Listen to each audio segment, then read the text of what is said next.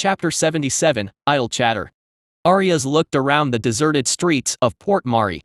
This was just making his anxiety worse. The port was completely abandoned. "Alright, fan out, search the buildings." Arias heard one of the captains say. "Come on, kid. You're with me," Conti said as he turned to look at Arias. The pair of them approached the door of a nearby house and Arias saw Conti roughly kick the door open, breaking the lock on the door. "Damn, look at this place, Elysians live good, don't they?" Conti said as soon as he stepped into the house. Arias entered after him and he had to agree. The house was nice. They did say Elysians lived well. They made a killing on trade, their jewelry and wine sold very well on furried markets. Not to mention in the past there were sex tourists who were basically wealthy individuals who ventured to Elysia to hire Kautsins. Elenia, the town on the border, had a thriving red light district because of it. It was just on the other side of the Elysian gate with a full garrison of soldiers on standby, so the bandits stayed far away from it. But this was before the border closed naturally. Arias looked at the nice carpet and the polished wood floor. The nice wood furniture and the fancy paintings on the wall. It was a nice house. It looks like the rumors that Elysians were richer than Volarians were true. "Check this out," Conti said as he opened a cabinet and took out a bottle. "Wine?" Arias asked as he walked over to Conti. "Better, Elysian brandy. It's distilled from wine so it's even stronger and it kicks like a raging bull. It's 5 years old. Better than the swill I drink, that's for sure," Conti said as he finished with a mutter before placing the bottle on a nearby table. Then he reached into the cabinet and began taking more bottles out. Arias silently watched as he took out 3 more bottles of varying shapes and labels. "Oh hello my sweet," Conti said as he took out one last dusty bottle. He examined the dusty label and let out a whistle of appreciation. "Now this. They were saving this. Well, too bad." Conti said with an almost bandit-like grin. "Open your bag," Conti said as he took off his own backpack and he dumped it on the table. Arias did the same and he watched as Conti peered into his bag. "You got a lot of shit in there, kid," Conti remarked as he tried to make some space in Arias's bag. "Letters mostly," Arias replied as his mind wandered to the stack of letters from Rosie. "Don't get too attached to those, kid," Conti said as he looked up at Arias. "We lose our packs quite often.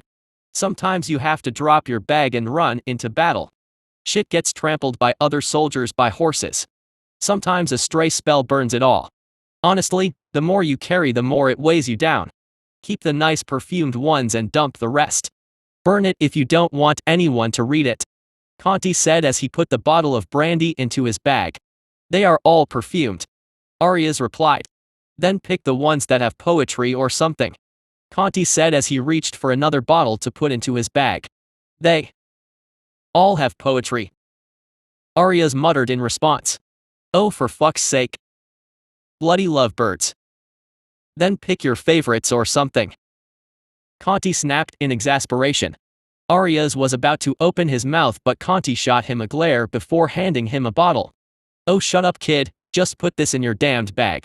Do what you want with the letters," Conti said in resignation as he closed his bag. Arias nodded as he felt his cheeks heat up and he quietly closed the latch on the bag. There wasn't space for more because of the stack of letters in there. "Come on, there's still the upper floors," Conti said as the pair of them hefted the bags back onto their shoulders. In the back of his mind, Arias recognized that they were stealing. But honestly, even if he didn't take it, someone else will. This town is going to be looted clean by the time they move out. They were going to be spending the night here after all. Later Arias took what must have been the daughter's room while Conti took the master bedroom. He looked around the bedroom and he saw a picture frame on top of a dressing cabinet. He walked over and picked it up to see a portrait of what must have been the owner of this room along with another man. They looked to be about as old as he was. The girl reminded him of Rosie. Arias hastily put the portrait back down so as not to drag up any sense of longing. Almost robotically he opened the closet to check if someone was inside, then under the bed. As he looked under the bed, he saw this wooden box tucked away at the corner. Arias curiously reached in and pulled the box out. The first thing he noticed was that it wasn't covered in dust, so it was put there recently. He put the box on the bed and popped open the latch. His eyes were greeted by shining jewelry. He saw a pair of pearl earrings, a gold necklace with a shining topaz as the centerpiece, a silver hairpin with opal gems. Arias glanced over at the portrait and saw that the girl was wearing a beautiful sapphire necklace and a different set of earrings. If he had to guess, these were the cheaper ones.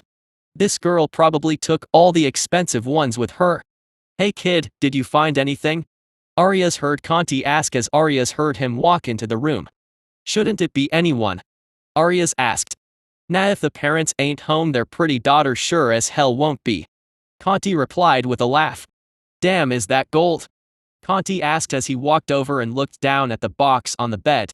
"Yeah, it's the daughter's probably," Arias replied. "Well, help yourself, you can use it as a souvenir for your girl back home," Conti said as he gestured down at the box. "I don't think she would like stolen goods," Arias replied softly. "It's not stealing, kid, it's looting. There's a difference," Conti said as he reached down and picked up the box before moving towards the dressing cabinet. Arias watched as he put a jingling sack on it before impatiently swiping the small portrait off the dresser and onto the floor. There was the sound of glass breaking as the frame shattered on the wood floor. "What's the difference?" Arias asked as he looked down at the shattered frame.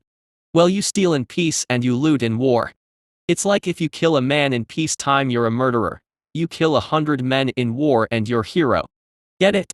Conti asked as he turned and gave Arias a crooked smile before shoving the jewelry into his sack. Arias couldn't help but feel the logic was a little lacking there, but he wasn't about to argue. "Come on, we better get back before the captain screams at us," Conti said as he reattached the sack to the side of his backpack. Arias moved to follow but paused as he looked down at the shattered frame on the floor. He reached down and gently picked it up before swiping away the last bit of shattered glass. Then he placed it back on the dresser and tried to ignore the gnawing guilt in his chest. "Sorry," Arias muttered to the portrait of the girl as if she could somehow hear him before heading out the door. Arias sighed as he exited the room, wondering where the hell the townspeople were. And more importantly, where the army was. At least they get warm beds tonight since they can use the houses. Lord Warden Gabrian Alder stood calmly in the cavern that was dug for the army. The darkness was illuminated with special crystals and the air was ventilated using small tunnels that led to the surface. It was still quite warm down here, but both him and the army recognized this was as good a hiding place as they were going to get. The Trallis army was currently leaving Port Mari and proceeding to Marina.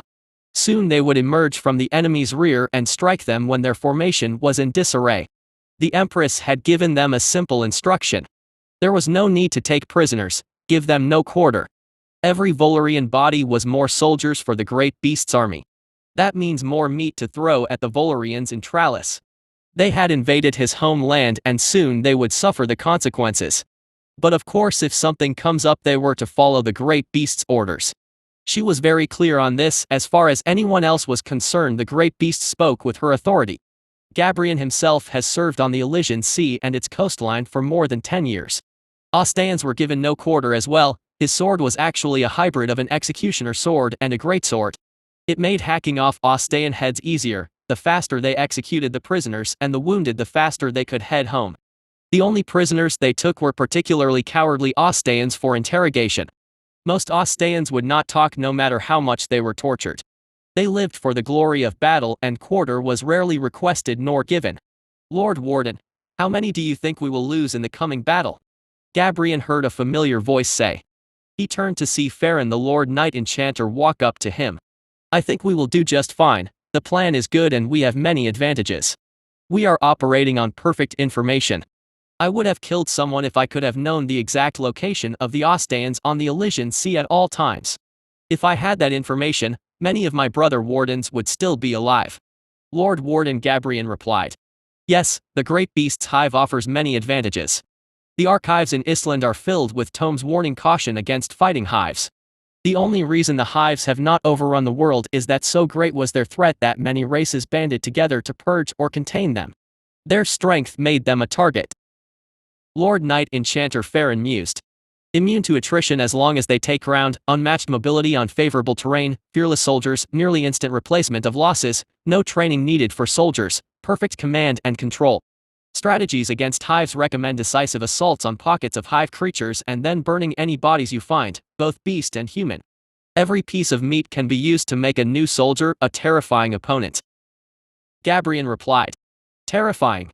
Never thought I would hear you say that. You never seemed afraid of the Ostaeans. Farron said, his tone coy and teasing. The Ostaeans, though fearsome warriors, also do not possess much tactical prowess. The only advantage they have against us is their brute strength, but wits is worth more than brawn usually. But yes, I do fear hives, only a fool would not. You have seen the creatures that the great beast can bring to bear. He could end an empire while reading a book in the palace. Gabrian replied as he tightened his grip on his sword instinctively. I suppose you are right. I remember the first time I fought alongside you. The Ostaeans fought like animals. They didn't look like they had a single tactical thought in their minds. The only ones with a pair of wits to rub together would be the captains of their small raiding vessels. Farron said. They are a trivial enemy, glorified bandits on small ships. We haven't lost a vessel since 80 years ago. Just last year we mounted a counter-raid on the Ostaean shores. We burned everything from the southern coast all the way to the Zariman border. We killed about 10,000 Ostaeans in more than 50 villages that raid. Gabrian replied. Mostly females and pups, I heard. Farron said. The men were mostly dead. They launched a large foolhardy raid. They lost and left them open. We reminded them that it would happen if they tried their luck with us. They started this ceaseless war and we showed them the consequences of their pointless attacks. Gabrian replied contemptuously, showing no remorse for the slaughter. I heard the great beast is considering the creation of an aquatic brood of his hive. That should make your lives easier, at least with regards to the Elysian Sea. I also heard the Empress is considering bringing the Naga off the western Volarian coast to our side. With help from the great beast, of course. Perhaps we might even be looking into expansion into Ostea when this war is over. Farron said, as if victory against Tralles was a foregone conclusion. Unlikely. The Empress consulted with me on that matter actually. Gabrian replied as he shifted his gaze to Farron. Really? Farron asked. Ostea is filled with roving warbands and their constant wars have ruined the land. The Ironhammer Mountains and Mugumma Jungle have far better gains to be had. Although I doubt we will actually have to do anything to the dwarves in Ironhammer. Gabrian replied. On that I agree. The great beasts are burrowers and the dwarves live underground. Those stunted little things would find their caverns collapsing on top of them. Their pretty fortifications would do nothing. Farron said. Funny, isn't it, how history can flip like a coin? If you told me 2 years ago that Elysia would be united and we would be on the cusp of taking Volaria, I would have called you mad. Gabrian mused. Yes, we should thank those foolish adventurers for releasing the great beast. One cannot overstate the advantage of having an ancient on your side. Farron replied. Try not the temper of the ancients. Gabrian muttered in response. Perhaps the most terrifying part of that statement is thus far I have heard the great beast has not thus far lost his temper. Farron replied as he cast his gaze to the cavern around him. Even now he could occasionally hear the earth shift around them as the creatures of the hive scurried around them in the soil. Then pray his ire does not fall upon the good people of Elysia. I am sure you know the old stories, the old legends. Gabrian said as he looked around at the walls of the underground cavern they were hiding in. Yes, our ancestors were forced to wage war on each other for the entertainment of the Devourers. They were toy soldiers in enchanted plate, their rulers sent them to fight and die, all for the favor and the gifts of the gods. They said the Devourers could remake anyone, mold their flesh like putty. A receiver of the gift would be born anew, shedding their weakness and rising again far stronger than they once were. Farron replied softly as his mind wandered to the tomes upon tomes of legends he had read. The Proving Grounds, they called it, a stretch of desert in Zarima where armies clashed for the entertainment and the whims of far more powerful creatures. They say that place has red sand because of all the blood that was shed there. Gabrian said as he turned his gaze back to Farron. They also say it's haunted, apparently tortured spirits walk those sands when the sun is down. Farron added. Not surprising, I hear places where great suffering has occurred tends to taint the land. Gabrian said. It has something to do with the ether. When creatures die, their bodies release some of the ether stored within their bodies. The more powerful the creature, the greater the dispersal of ether. The graves of the Devourers often cause verdant forests and vegetation to sprout around their corpses. Although interestingly said forests are often extremely hostile to most life, with vegetation filled with venoms and diseases often appearing within the confines of those lush lands. Farron replied. Like the Muguma jungle? Gabrian asked. Supposedly. That place is extremely ether-rich, almost unnaturally so. Something must have happened there, but for such a large piece of land to turn out like that. What happened there must have been truly a sight to behold. Farron mused as he cupped his chin. Well, we will see a sight to behold tomorrow, when we break the back of Trallus's military. Gabrian grunted. Have you ever seen a hive fight? Farron asked. I have not had the privilege or misfortune, have you? Gabrian replied with a question of his own. I confess I have not. Privilege indeed. Ha ha ha. Farron said as he let out a chuckle, turning quite a few heads at the sudden sound. Most of the soldiers were not really in a mood for idle chit-chat considering they were sitting in a monster-made cavern. Gabrian raised an eyebrow at Farron and he stifled his laughter. No, it just reminded of that old saying you wardens have. Eso dre vastiki voskai. It means the glory of battle, if I recall correctly. Do you have any idea what dead language it comes from? I was meaning to ask for quite some time, but it always slips my mind. Farron asked. I had no idea as well until recently. I asked the great beast on a whim and he told me it was the language of the Borlins. Gabrian replied. The Borlins? The Blades race? Farron asked in surprise. The same, the full phrase is apparently Eso dre vazdiki voskai Oroki zondasiaz high. It means, the glory of battle, to the victor the spoils. Gabrian replied softly as if his mind was elsewhere. Huh. Farron muttered as he pondered those words. We didn't even know what language it was, the great beast told me like he was telling me what the color of the sky is. He even finished the phrase. Gabrian replied. The two old friends stood silently side by side for a moment internalizing this information. The fact that the great beast knew these things was a testament to its age. Even the languages of the Draconians called Dracovis and High Elves as High Elvish were fading, with fluent speakers now few and far between. Those languages still had progeny races carrying on their ancestors' legacy and yet the old tongues were still fading. Most now spoke the common tongue. The old languages would soon be gone from the world. The Borlins and their progeny the Piglins are gone. The Orcs and their various subspecies were on the road to extinction. The Elves grow weaker with each generation. No one even knows what the Dragonborn and Ravenborn even look like anymore. It's been so long that half the records contradict the other half. How old is the great beast, I wonder? Farron muttered. The question was half for himself and half for Gabrian. Older than those whose footsteps have long vanished. Gabrian replied.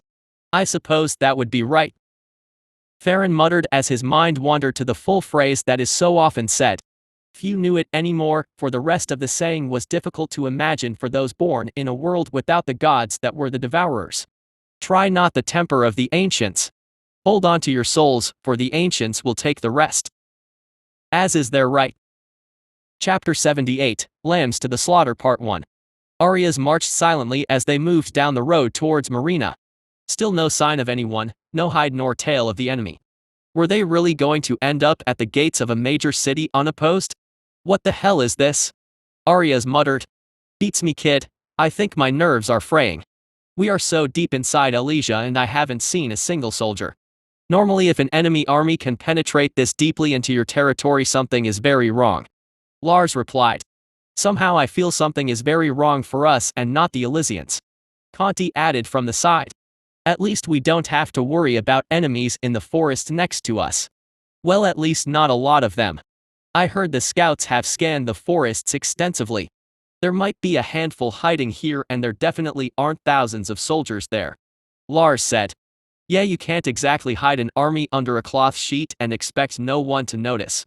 Even if you used magic to hide something so large would give off an ether signature so great the whole exercise would be pointless. Conti replied with a small chuckle.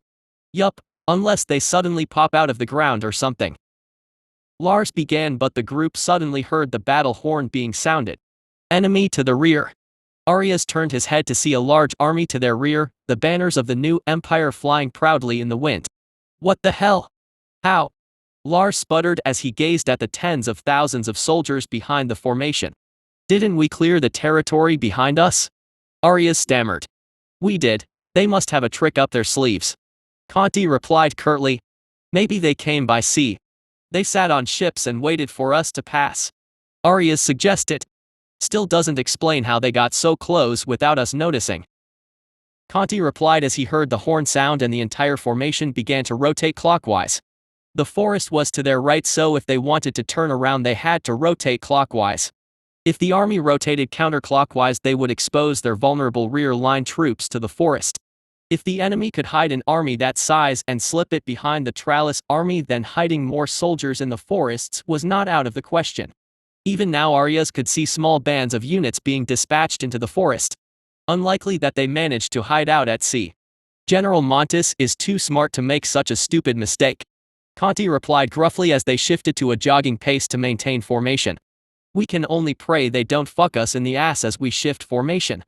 Lars said as they slowed down again after hearing a horn blast in order to maintain formation. Every soldier worth his salt knew that the rear of an army formation was nicknamed the soft underbelly. The reason for that was simple: in this world warfare was dominated by magic and large siege weapons. However, mages and fixed weapons like ballistas were vulnerable as they could be overrun by infantry or cavalry. So line infantry was needed to protect them, but line infantry needed to be in close-packed formations. That close-packed formation left them vulnerable to magical bombardment. So the solution was to use barrier mages to protect the army. As a result, armies tended to be arranged not as a long line but as a pudgy block. The general had ordered the army to march in battle formation. This meant a slower march, but since they had no idea where the enemy was and they had no reason to rush, it was better to be safe than sorry. Most battles opened with a magical barrage and a cavalry skirmish. It looks like the enemy army was still too far to begin magical bombardment and the Tralles army was almost done rotating. The fact that this could be done in under 15 minutes was a testament to the coordination of the Tralles army. Arias knew if the bombardment began while the formation was still moving they would be in a lot of trouble. The mage barriers require the mages to stop and form a ritual circle, so if spells started flying at them now, they wouldn't be able to get the barriers up in time. Then Arias heard a loud warning horn and he turned his head to see a barrage of fire balls flying out of the forest. He watched mouth agape as the wave of spells smashed into their still disorganized positions. He saw a flash of light, then he felt heat, and finally he heard the screams. Oh shit! There goes our left flank, Conti said as they picked up the pace again and finally the formation finally halted. Arias could hear shouting as officers barked orders, then he saw a shimmering barrier appear facing the forest. Luckily for them the spells didn't hit the mages. Then again, those didn't look like war spells. He had heard war spells were a lot bigger and they gave off significant ether signatures during the channel. If Arias had to guess, they didn't use those spells because it would have tipped off the Tralles army. Sure enough, the next thing Arias heard was the loud warning horn of an income war spell barrage. Arias looked to the tree line and saw bright lights glowing from the tree line. He shifted his gaze and saw cavalry begin a charge into the forest. Where the hell did they come from? I know the scouts, they make pieces of shit sometimes, but they aren't this incompetent, Lars said as he looked around at the scene around them. They could see flames and smoke on the far side of the formation, and even from here they could still hear the screams. Maybe they really did come out of the ground. Conti grunted in response.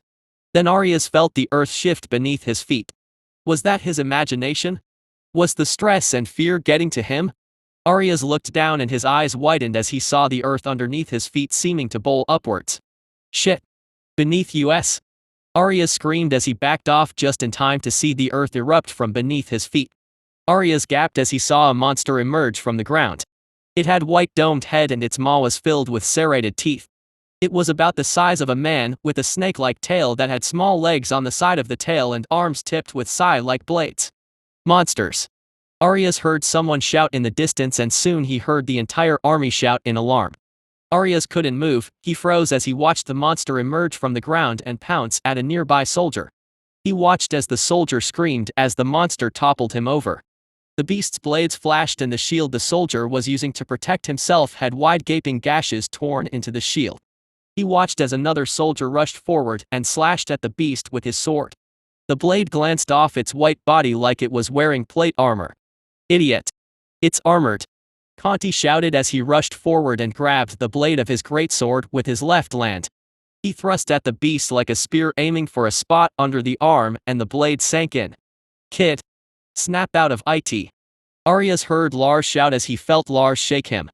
Arias snapped back to his senses and noticed that more monsters were pouring out of holes in the ground. He looked around and saw the entire army was slowly devolving into 360-degree fighting with all semblance of an organized formation crumbling rapidly. The Arias spotted one beast pounce at him, his body moving on its own. He raised his shield with his left hand and readied his sword with his right hand for a counter thrust. Time seemed to slow as he watched the snarling beast charge towards him. In the back of his mind he heard the voice of his old instructor during his training. Train your body so you can do what needs to do on its own. Your reaction should be instinct, there is no need to think, only act. Then Arias felt himself topple over backwards as the beast barreled into him. He screamed as he felt the weight of the beast press him into the dirt. He screamed as he thrust blindly with his sword, but with his body on the ground he couldn't pull his arm far back enough. Arias saw through his tears that the beast opened its maw and bit down on the top of his shield. Instinctively he released his sword and grabbed the side of the shield to stop it from being pulled off him. He watched as the beast tore a section of the shield off with its maw. The wood splintered as the metal plating gave way like paper. Then the beast thrust its maw downwards, its open jaws snapping at his face. Arias let out a blood-curdling scream as he felt the beast's putrid saliva splash against his face as it roared and snapped its jaws a few centimeters from his face. Arias screamed as he mustered whatever strength he had tried to push the shield upwards to drive those serrated fangs away from his face. "Hang on, kid." Arias heard Lars shout as he saw a sword thrust into the exposed neck of the beast. He saw the beast shudder for a moment before collapsing on top of Arias. Arias saw the blood dibble from the wound as it started dripping off the sides of the shield. He could smell the metallic scent filling his nostrils as he gazed at the crimson liquid spilling from the wound. "Come on, kid," Lars said as he pushed the beast off and Arias struggled to his feet. He was terrified and at his wits' end. Lars took one look at the sobbing, blubbering Arias and slapped him across the helm. "Get it together," Lars roared. "I didn't sign up for this." Arias blubbered through his tears. "Hey," Lars said as he slapped him again. "You want to die?" Lars hissed. "No." Arias whimpered. "You want to go home to see your girl, right?" Lars asked. "Yeah." Arias sobbed. "Then get it together," Lars shouted. "Lars." Conti shouted and Lars turned just in time to see another beast charging him. Arias watched as Lars nimbly dodged to the side as the beast's slashes hit air. Lars backpedaled a few steps and Conti charged forward before bringing his greatsword down in a slash. The blade sunk into the back of the beast, but the beast didn't even flinch, instead it turned to strike at Conti. Lars, seeing the opening move forward, drove the sword into the bottom of the beast's unarmored neck. "Where's the captain?" Lars shouted at Conti. "His head is lying over there somewhere," Conti shouted in response as he pointed off into the crowd of screaming men and beasts. The situation was absolute chaos. Every minute more and more beasts burst from the ground and all semblance of battlefield cohesion was gone.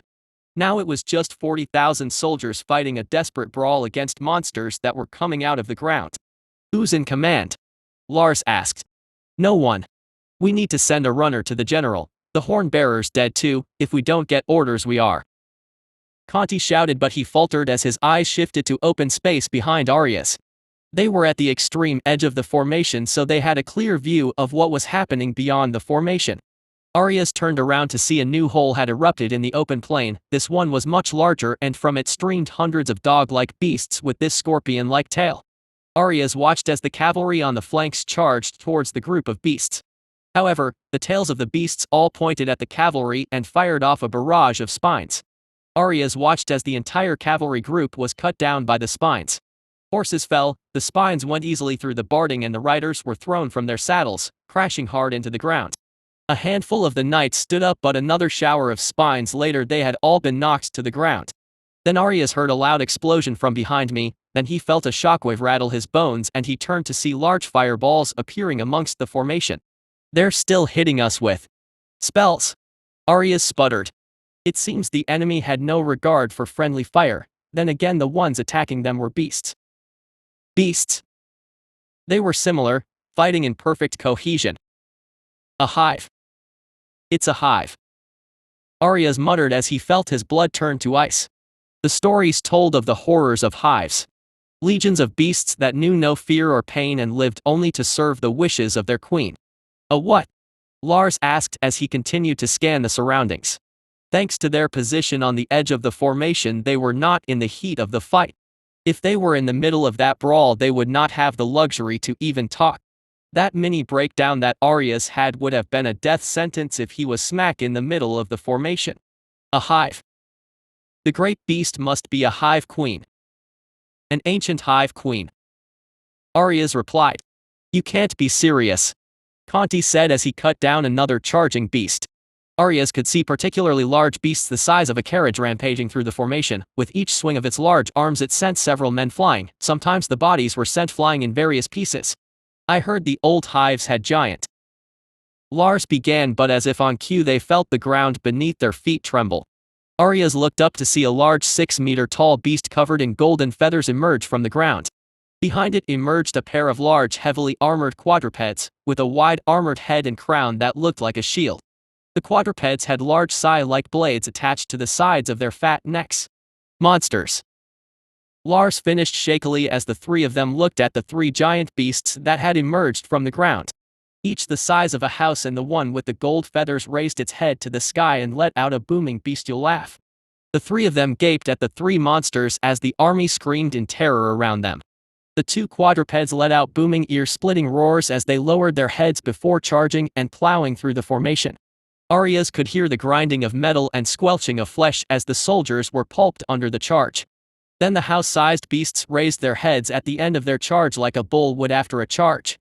Arias watched as the beasts scooped bodies and earth into the air, bathing those caught in a shower of pulped flesh and red mud. Arias's ears began to ring as terror overtook him. Time seemed to slow as he gazed at the horror around him. He shifted his gaze to the left and he saw a flaming beast pouncing on another soldier when his back was turned. It looked like the beast was ignited by spellfire, but if it cared about the flames or even felt it, it showed no indication. It toppled the man and its claws flashed, its blades cut right into the chest plate.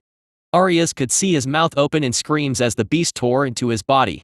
The man's body soon caught fire as well, and the pair soon became a tangle of flailing limbs and sprays of blood as the beast incessantly tore into his body. It was clear the beast would not stop until either one of them were dead. Another soldier stabbed the beast in the side with a halberd.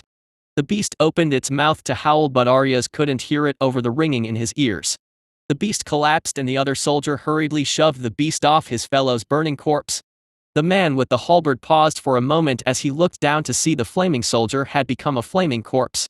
The soldier took a shaky step back as he gazed down at the corpse, and he was tackled to the ground by another beast. Soon he was screaming as well as the beast closed its jaws around his head. Arias stumbled back as well as he saw the soldier's helm cave like a can and a red sludge erupted from gaps of the helm. Then his vision filled with Kant's helm. He could see his dark eyes staring at him intensely. He could see his mouth moving as if he was shouting at him. But he still couldn't hear anything. He felt his vision shake and jerk to one side, but he had no idea what was causing it. Then he saw a flash of light, then he heard a loud blast as the force threw him off his feet onto his back.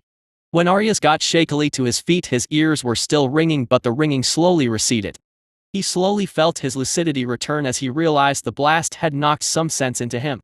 Arias struggled to his feet and he saw Conti and Lars take down another beast that had attacked them. It was a lucky thing most of the beasts were in the middle of the formation and not on the edges.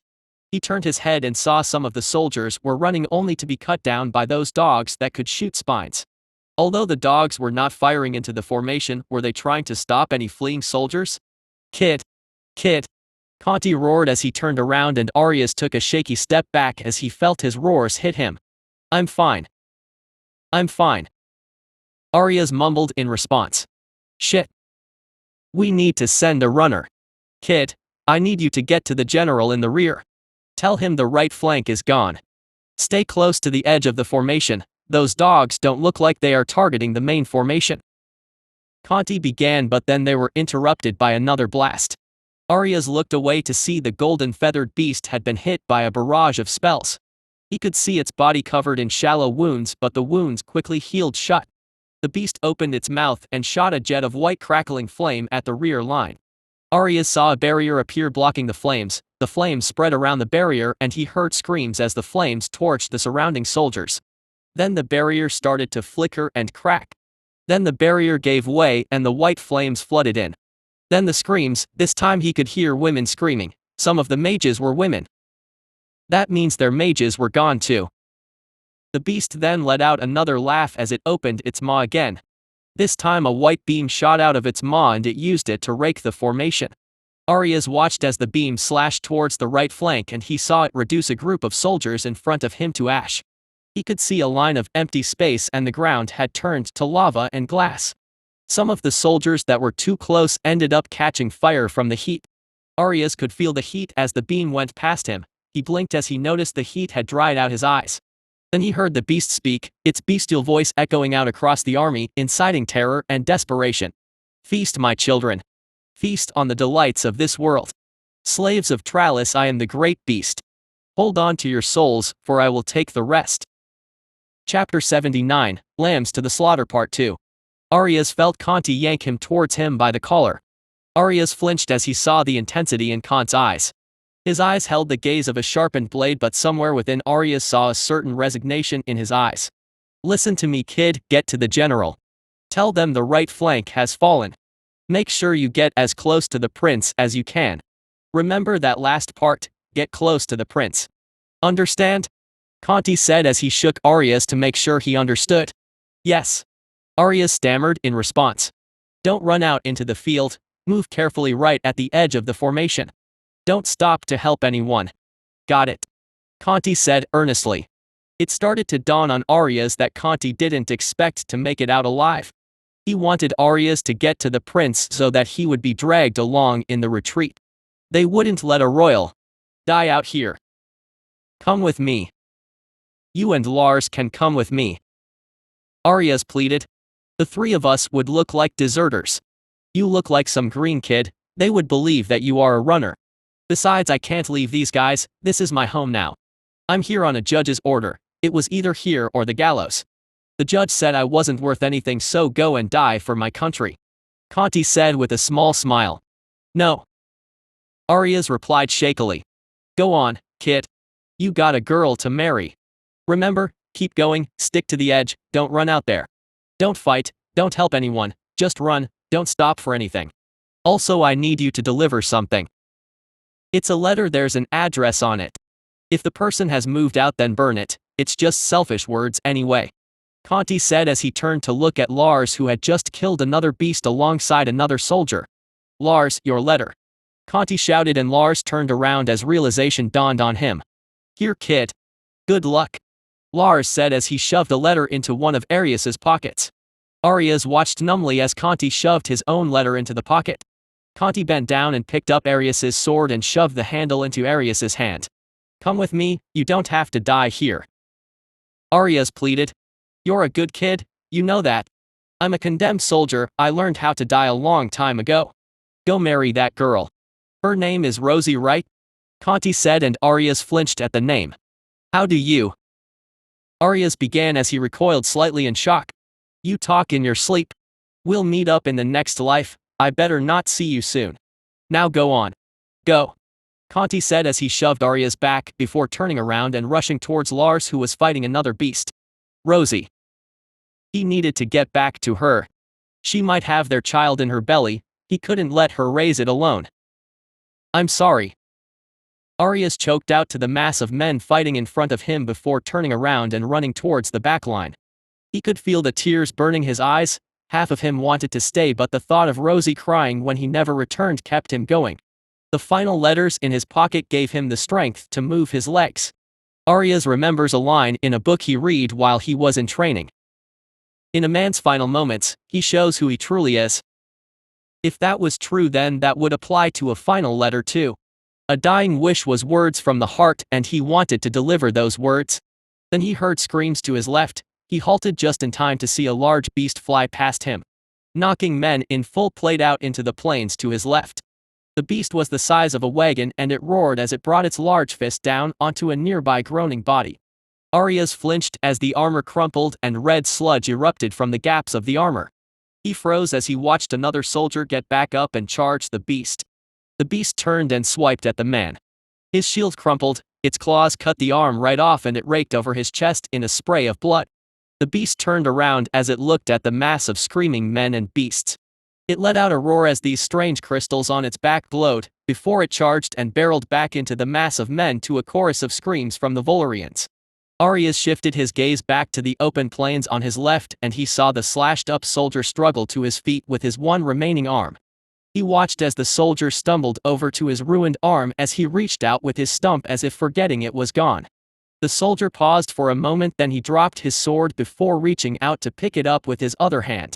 Then he began to stumble back towards the mass of men. From the corner of his eye he saw a pair of those dogs take aim at the man. Instinctively Arias raised his shield and braced. But he felt nothing. He shakily peeked over his shield and saw the man fall to his knees, his body trembling as he coughed out a mouthful of black blood. Then he fell face forward on the grass, his body convulsing. Arias could see his entire back covered with spines from the dogs. Arias grit his teeth and he resumed his run. He kept an eye on the formation and completely ignored the dogs roaming around on the open ground. Arias realized that those beasts were deadly accurate and they were only targeting the runners. With their accuracy, if they decided to fire at him he was dead anyway, so no sense worrying about that. The only danger he could mitigate was some random beast bursting out of the formation and slamming into him. If that happened the impact could kill him or maim him. If he got knocked into the open plains then he would be shot by the dogs. In the back of his mind Arias remembered Hive soldiers obeyed commands to the letter, no more no less. Those dogs were probably ordered to only kill runners, which was why they weren't shooting at him. The only reason he could think of as to why was that the dogs had a limited amount of shots and this was a simple way to prevent runners from scattering. Arias knew Army's route and he had to get to the rear line before the formation turned into a stampede. Again he heard a sudden increase of screams on his right and he heard the sound of metal grinding. He halted his footsteps and saw another of those large beasts burst out of the formation, sending 4 men flying. His eyes widened when he saw one of the bodies flying right at him. He tried to dodge but he was still hit and he felt something hard hit the side of the helm. Then his back hit the earth and he felt the world spin.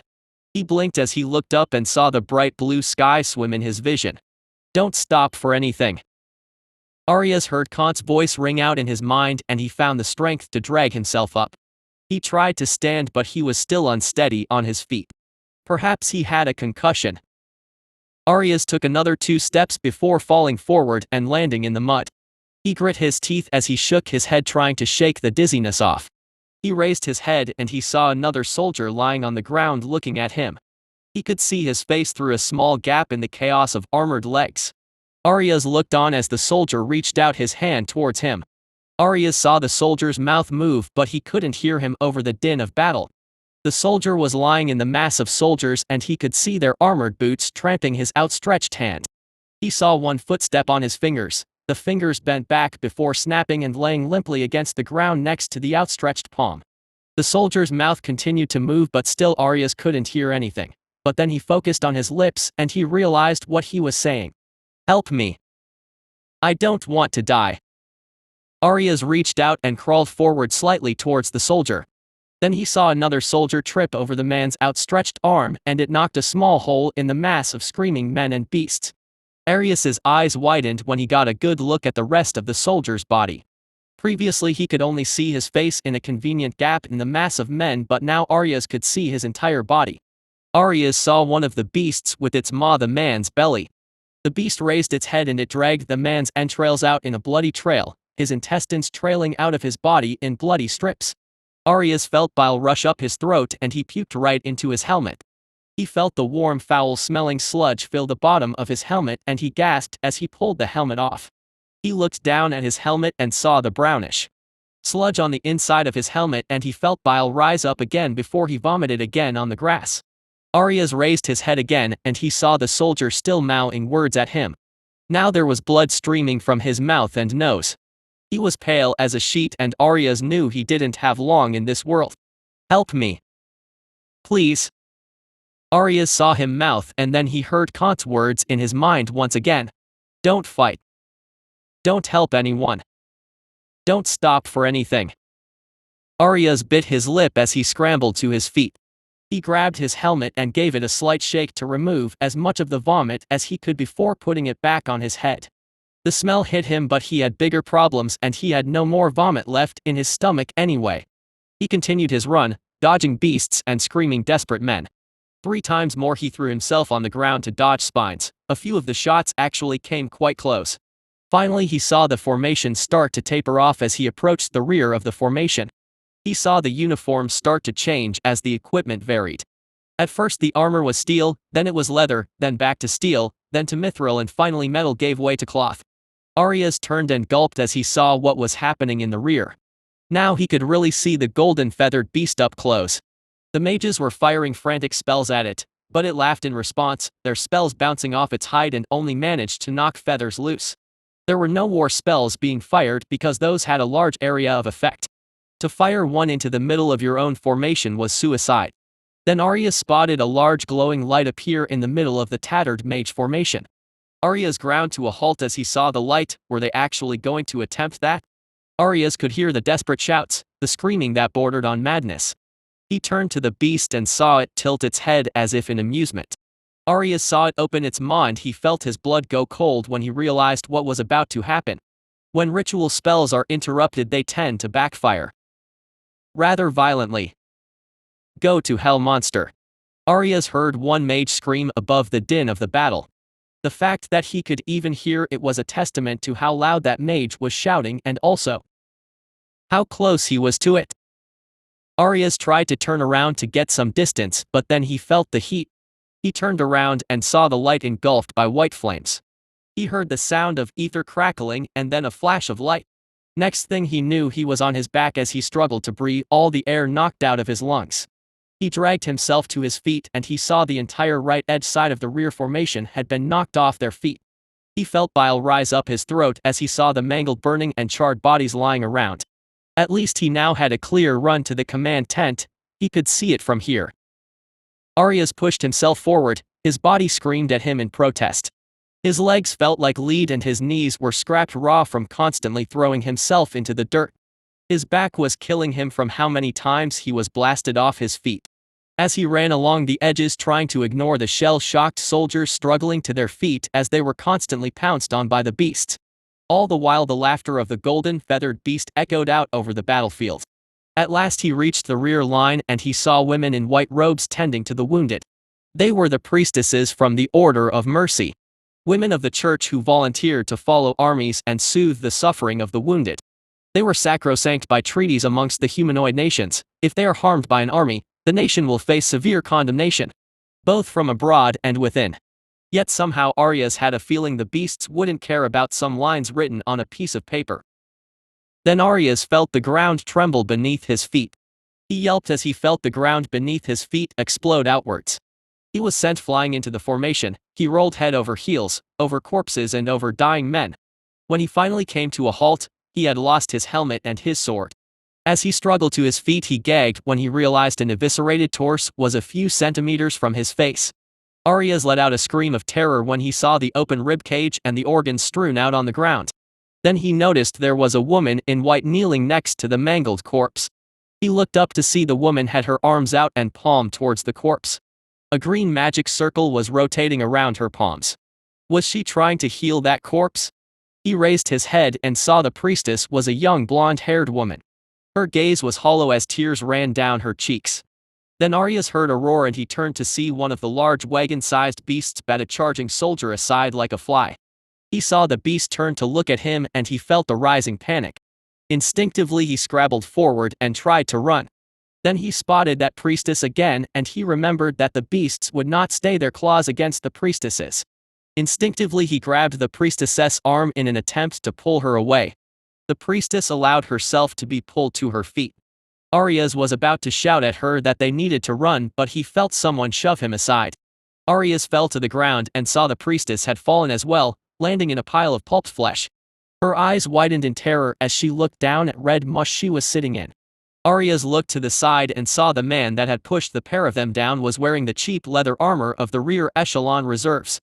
The man was hysterical and screaming his head off as he ran out into the plains. I want to go home. The man screamed and Arias froze when he saw a pair of those dog beasts point their tails at him. Arias realized he was in the firing line of those tails and he instinctively scrambled to his feet as he moved to shield the priestess. He raised his shield just in time to hear the man in front of him scream. Arias shut his eyes, then he felt a thud on his shield. Arias gingerly opened his eyes and he flinched when he saw a blood-covered spine right in front of his face. His vision focused and he saw that the spine had almost gone completely through his shield. He lowered his shield and saw the man standing there with his back covered in holes. Arias saw the soldier to his knees before falling face first into the dirt. Arias cast his gaze around him and saw spines embedded in the bodies around him. Then Arias heard a snarl and turned to look at the golden feathered beast. It was growling as it snapped its jaws at the wagon-sized beast from before. The wagon-sized beast lowered its head almost as if in apology. Then the wagon-sized beast turned and roared at the pair of the dogs that had shot the spines while the crystals on its back glowed. Arias turned this head to see the pair of dogs lower their heads as well. What the hell was going on? Arias watched as the wagon-sized beast turned its gaze to Arias. It growled before turning away and burrowing back into the ground. Arias looked back down at the young priestess that was crying as she clutched onto the front of his armor. He shifted his gaze back to the spine on his shield and was about to reach out to the spine, but he heard a woman's voice shout at him. "Don't touch that. It's poisoned." The voice shouted. Arias turned to see a woman in her 40s storm over. She wore a priestess's robes as well, but her robes were far more ornate and stained with blood and filth. "Sister Junie, are you all right?" the priestess asked. "Mother Justina." The priestess in my arms cried out as she tore herself from Arias's chest and hurtled into Justina's arms. There, calm yourself, Junie, this is no time to cry," Mother Justina said as she gently rubbed her back. "Thank you, young man, for protecting my fellow sister," Justina said calmly as she looked at Arias. Arias gaped as he looked at Mother Justina. For some reason he felt like he was in the eye of a storm. As if the slaughter happening behind him wasn't happening at all. How the hell was she so calm? Did she truly believe the treaties would protect her? "You should get rid of that shield. If you cut yourself on that spine, you will be dead in minutes," Mother Justina said as she glanced down at Arias's battered shield. Arias flinched as he quickly dropped the shield on the ground and took a step back away from it. "Why are you here, soldier? A deserter?" Mother Justina asked. "No, I'm a runner. I'm supposed to tell the general that the right flank is being overrun," Arias replied stiffly. "Is that so? Well, young man, could you bring Junie here with you? Let the general know that the healers are overburdened and we require more hands to organize the wounded," Mother Justina said. "Yes, as you wish, mother," Arias replied with a stiff bow, but he paused as he looked up slowly. "Mother, you will not have your usual protection against the beasts," Arias began. "Oh, I know, but where are we to go? The only thing we can do is to ease the suffering of those here. By the way, young man, when you two deliver the news, make sure you try to stand as close to the prince as possible and try to remain by his side. I would ask you to tell the prince that I requested you to stay by Junie's side as she rested," Mother Justina said. Arias blinked blankly at those words. Conti told him to stay as close to the prince as possible too. Did they want him to protect the prince? "Do you understand, young man?"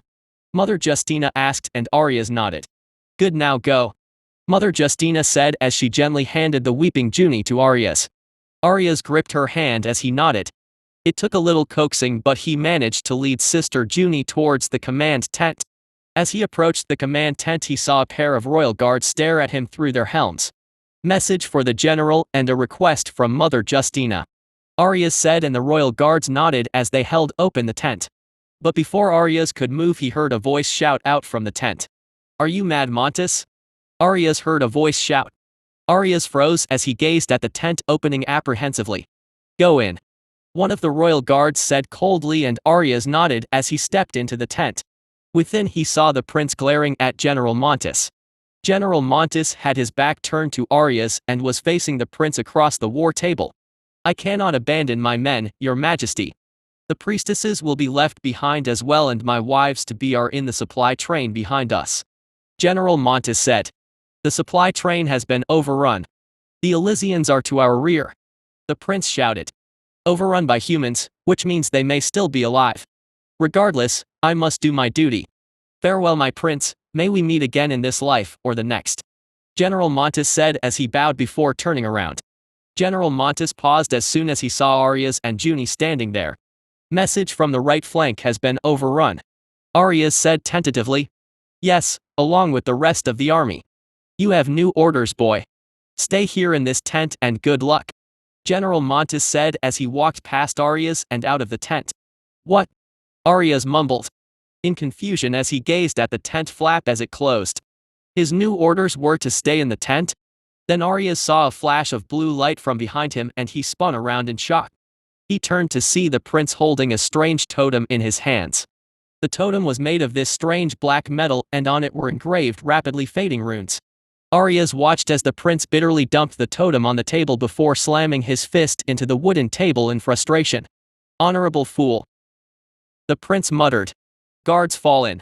I am going to see my father. The prince roared as he snatched up his helm and sword. Arias watched as the prince and his guards stormed past him. Then he noticed something. As he looked past the swaying tent flap that the world on the other side wasn't the grassy plains of slaughter that he just ran through. It was then that he also realized that he couldn't hear the sounds of battle anymore. The area around him was now deathly quiet. He pulled open the flap and saw what looked to be the interior of a castle. As he tried to take a step forward, he felt his arm tug back slightly and he remembered he was still holding the hand of that priestess. Arias turned to see her still hollow-eyed and it looked like she barely knew where she was. He felt a tinge of pity and he gently tugged on her hand. The priestess Junie looked up at Arias for a moment, showing a moment's clarity. Come on. Arias said gently and the pair of them tentatively walked out of the tent. He saw the tent was now in this strange large stone room. He could see runes glowing in the walls and he spotted a large obelisk filled with glowing runes protruding downwards from the tall ceiling like a stalagmite. He saw that the only way out of the room was this large doorway that was flanked by a pair of royal guards. These ones looked different than the ones he saw previously. Their armor was more ornate, they wore flowing blue capes and they wielded halberds filled with gold embroidery. Arias could even see sapphires inlaid into the handles. Halt! Who are you? The royal guard shouted as he and another guard turned to face Arias and Junie. They both pointed their halberds at the pair of them. Although they were a good distance away, the gesture was still more than enough to create some panic in Arias. I was a messenger. I got caught in whatever magic that was. Both of us were. Arias shouted back as he raised one hand in surrender. Arias was painfully aware that if he was branded as a deserter he would be summarily executed. Hold up, the kid's telling the truth. I heard General Montes ordering the kid to stay in the tent. He had no idea what was about to happen.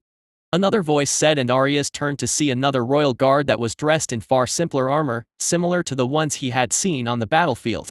Major. The two better dressed royal guards shouted as they snapped crisply to attention. At ease, and for heaven's sake, can't you see there's a sister of mercy? Don't point your weapons at a sister if you value your lives. Their safety is sacrosanct. The major said impatiently. Our apologies, Major. The pair of guards shouted in response. Leave us, come back in 10 minutes. I need to speak to these two. The major said and the pair of guards saluted as they turned around. I apologize, sister, they are young and inexperienced. They are loyal and dedicate themselves to the protection of this great nation and its good people. As a superior officer, I humbly request that you forgive their transgressions. The major said with a small bow. Arias looked at Junie and saw her looking hollow-eyed at the major, not saying a word. I don't think she can. Arias mumbled in response. I understand, this is more common than one might think in times of war. Then, young man, your new orders. The major said and Arias instinctively snapped to attention. Bring the sister here to the people's church, also explain to the honored mothers the transgression that just occurred and offer my apologies to them. The major said and Arias nodded stiffly in response. Then something occurred to Arias. People's church? Where the hell was he? Sir? Where are we? Arias asked tentatively. Ah, of course you would not be aware. You have been transported back to Tralis using an ancient artifact that dates back to the Old Empire. You are ordered to take the honorable sister to the headquarters of the Sisters of Mercy, the People's Church of Tralis. The major ordered. Tralis. They were in the capital. But the bulk of the army was gone along with most of the veteran units. It won't be long before the Elysians and their monsters close in on the capital. Then Arya's heard the Major make one last declaration. Rejoice, young man, you now have the honor of defending our great capital. Chapter 80, Lambs to the Slaughter Part 3. I let out a loud laugh as a wave of arrows bounced off my hide. I took one glance at the archers as they frantically knocked another set of arrows and turned away from them. Their attacks were so weak, shooting me in the back is as effective as not shooting at all. The army was in so much chaos that they couldn't even run. Some were trying but just ended up killed by some random thing. You take 2 steps and another of my children ends up in front of you. You either fight it or try to run. Good luck outrunning one of them though. Some do try to run but always not fast enough. I felt something next to my tail and I turned to see a pair of armored soldiers stabbing at me with halberds. I raised one of my arm blades and slashed at them. I didn't bother to be precise. The strike ended up carving up the pair of them and taking out a few more behind them. I watched as their bodies flew out over the crowd in pieces. I did another sweep of the situation and it looked like the army was half dead. The Gigantodons, formerly known as the Siege Breakers, that were formerly known as Battering Rams, were carving through the enemy formation. I had some trouble making the name. Anyway, so far the weapon test was going well, the light spells were just bouncing off their armor.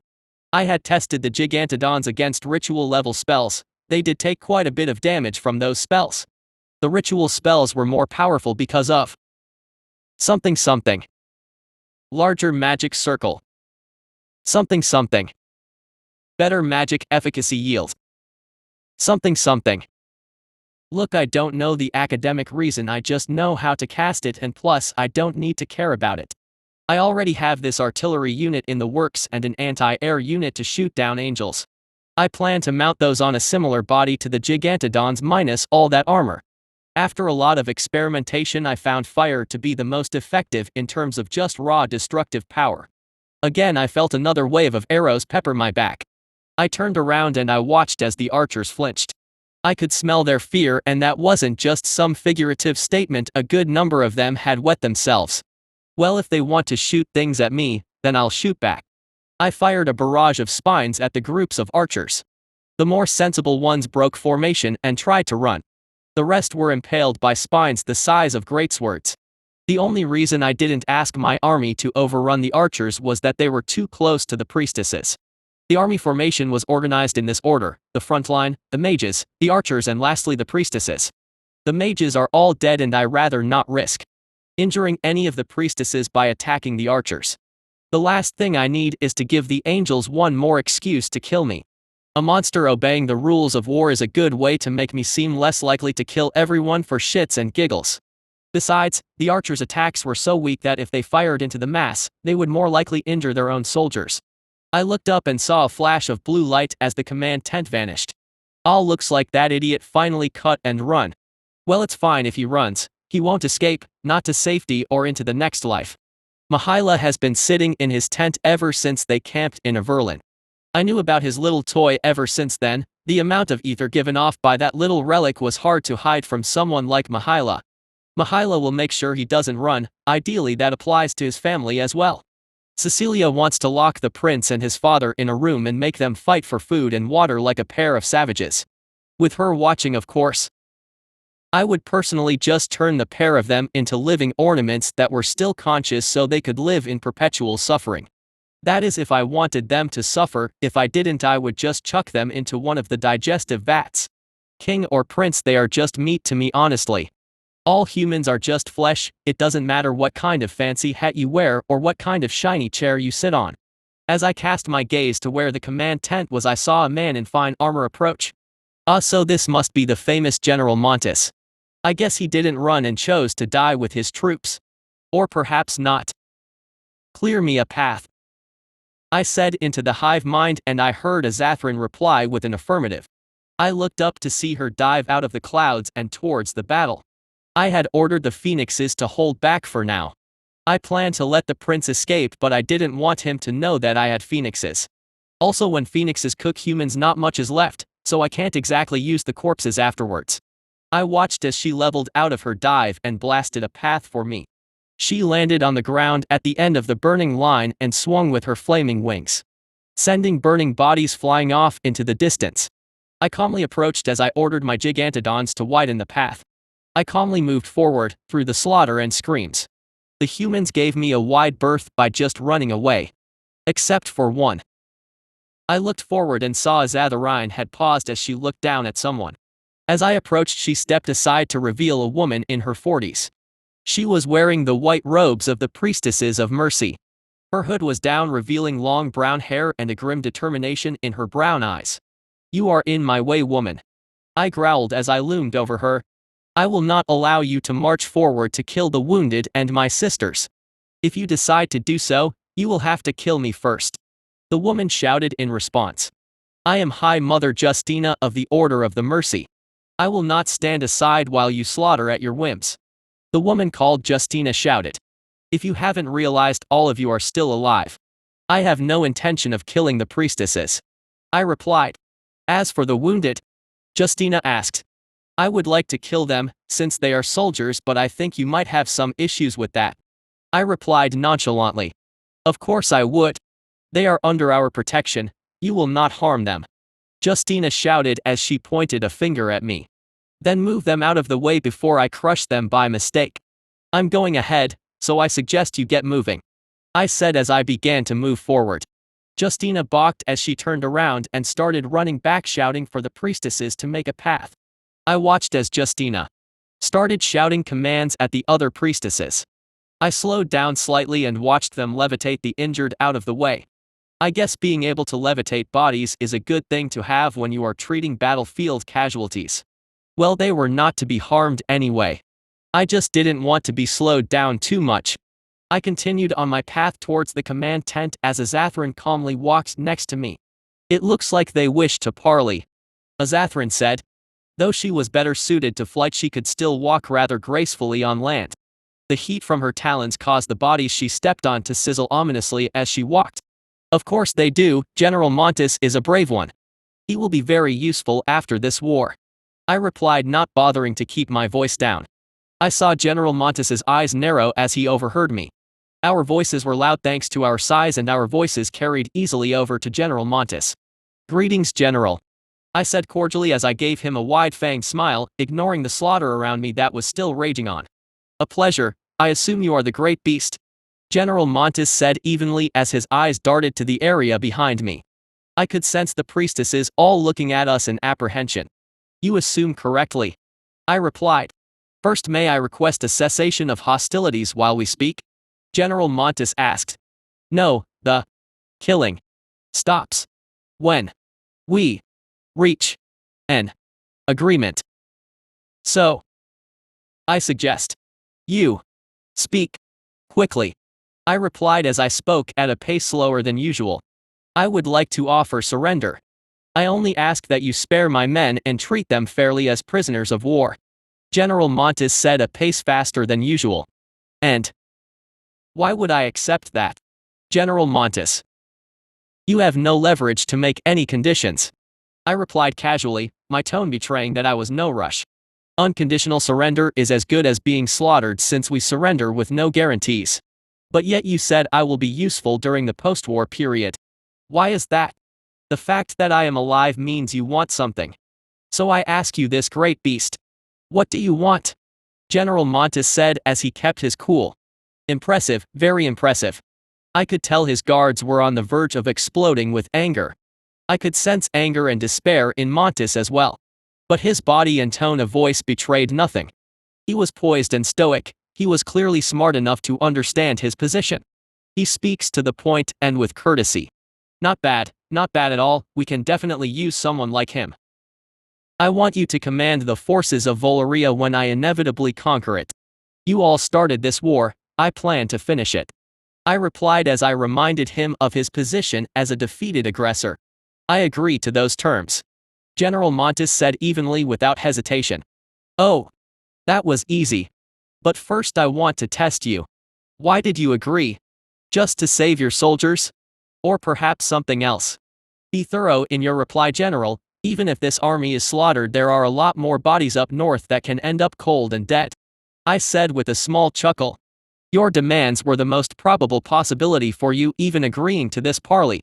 I was wondering why the command tent was untouched during the battle. Your soldiers are burrowers. Terrain and battle lines mean nothing when you can just tunnel under them. Yet I have not been attacked. In any battle, removing the head of the army will doom the battle. Of course, with your strength, you do not need to take my head to win the battle, which means there was another objective. In warfare, winning a battle and the war is the easy part. The struggle comes later. If you conquer a territory, how do you maintain control? How do you exploit the resources there? How do you make a disgruntled and spiteful population work for you? Winning the war is easy, winning the peace is the real challenge. But before I continue, I would like to ask 2 questions. Did you know that the prince had such an escape path? Also, are you aware of the prince's personality? Montes said as he finished with those questions. If I wanted it, the Tralles royal family will have their throats slit by sundown today. I replied with a smile. So the prince did not just bring himself and his guards back. Montes replied with a sigh. I can't have him killing himself before the empress gets her hands on him. Or the king for that matter. I said with a laugh as the guards around Montes all started to shake. Yes, the prince just brought Verlinian agents and potential assassins right into their palace. Saved them quite a commute too. For you humans to challenge me. Well, all of you will need to live 1,000 years longer to even attempt that with a slight chance of success. I said with a laugh. We thought we were attacking lambs, instead we walked into the lion's maw. Montes said with a small sigh as he paused for a moment. And you cannot negotiate with a lion when your head is in its mouth. Montes finished softly as he cast his gaze up to the sky. If you do know what my prince is like, you will know how he will act next. Montes muttered. He will act like a cornered dog, adopting a death before defeat mentality. I said, finishing his statement. You knew he was prideful and impulsive. Montes began again. That's why we insulted him by stealing the princesses and leaving those portraits for him.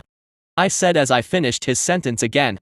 So he will act like a mad dog, run the nation to ruin, deny peace terms even in the face of annihilation. Even if you promise you will slaughter every man, woman and child if Tralles does not surrender. He will go on to the end, sacrificing the entire nation for his madness and stupidity. And his father is not much better. Royals know the price of total defeat. They would let the world end first as if the alternative is their end. At that point the world matters not to them. So you want me to be the voice of reason, someone who is decorated and trusted. With the service record, glory and right family name. Someone to denounce the prince, and perhaps create an insurrection if that is part of your plan. People do not want to die, they wish to live, so when the choices are a royal's pride and their lives. Montes said. They will choose their lives. I finished. And you will need someone to stabilize the region after the war. Someone to help you win the peace. Someone the people will trust. You can give us good terms, good treatment, say it is I who negotiated such favorable terms. The people will adore me while never knowing that it was the plan all along. Never knowing that it was all just a scheme and fancy theater. They will never know their sons' lives were just props on a stage. Montes said. Exactly, and in return you all get to keep living nice cushy lives. I accept your surrender. I said as I sent out a mental command to my army to stop attacking. It was almost too dramatic, one instant screams and terror. The next silence. I turned around and I saw my soldiers still as statues. The remaining 20% or so of the Tralles soldiers just stood there staring dumbly at the monsters that had suddenly stilled. Then I heard a loud horn being blown. I turned around again and I saw one of General Montes's guards blowing the horn in a specific rhythm. That horn signal means, hold position, hostilities have ceased. Montes said calmly as he saw me turn around. I can tell we are going to work well together. I replied with a smirk. Now then, as for the rest of you, loyal guards of your general. I assume you understand the position your people are now in. If you rebel or cause problems, well, by letting anyone know of the true nature of this agreement. Well, my army could always use more meat. Just give me a reason. I said as I gave them a wide, eager smile. I saw all the guards' hearts skip a beat before they all bowed in unison. Excellent, rejoice you are lucky enough to survive. Your lives will improve after this. I will beat the inefficiencies out of your civilization. I will not tolerate inefficiency and incompetence. I will destroy then improve. In a year all of you will see the merit of my vision. I said as I watched the delegation in front of me focus all their attention on me. I will champion this withered world. I promise strength when there was weakness. The competent get their due, no longer will the lambs lead wolves. Chapter 81, Wartime Post-War Arrangements. I gazed down in annoyance at the indignant Mother Justina as she railed at me. Honestly, considering I could just toss her into my mouth and eat her, she has some serious guts.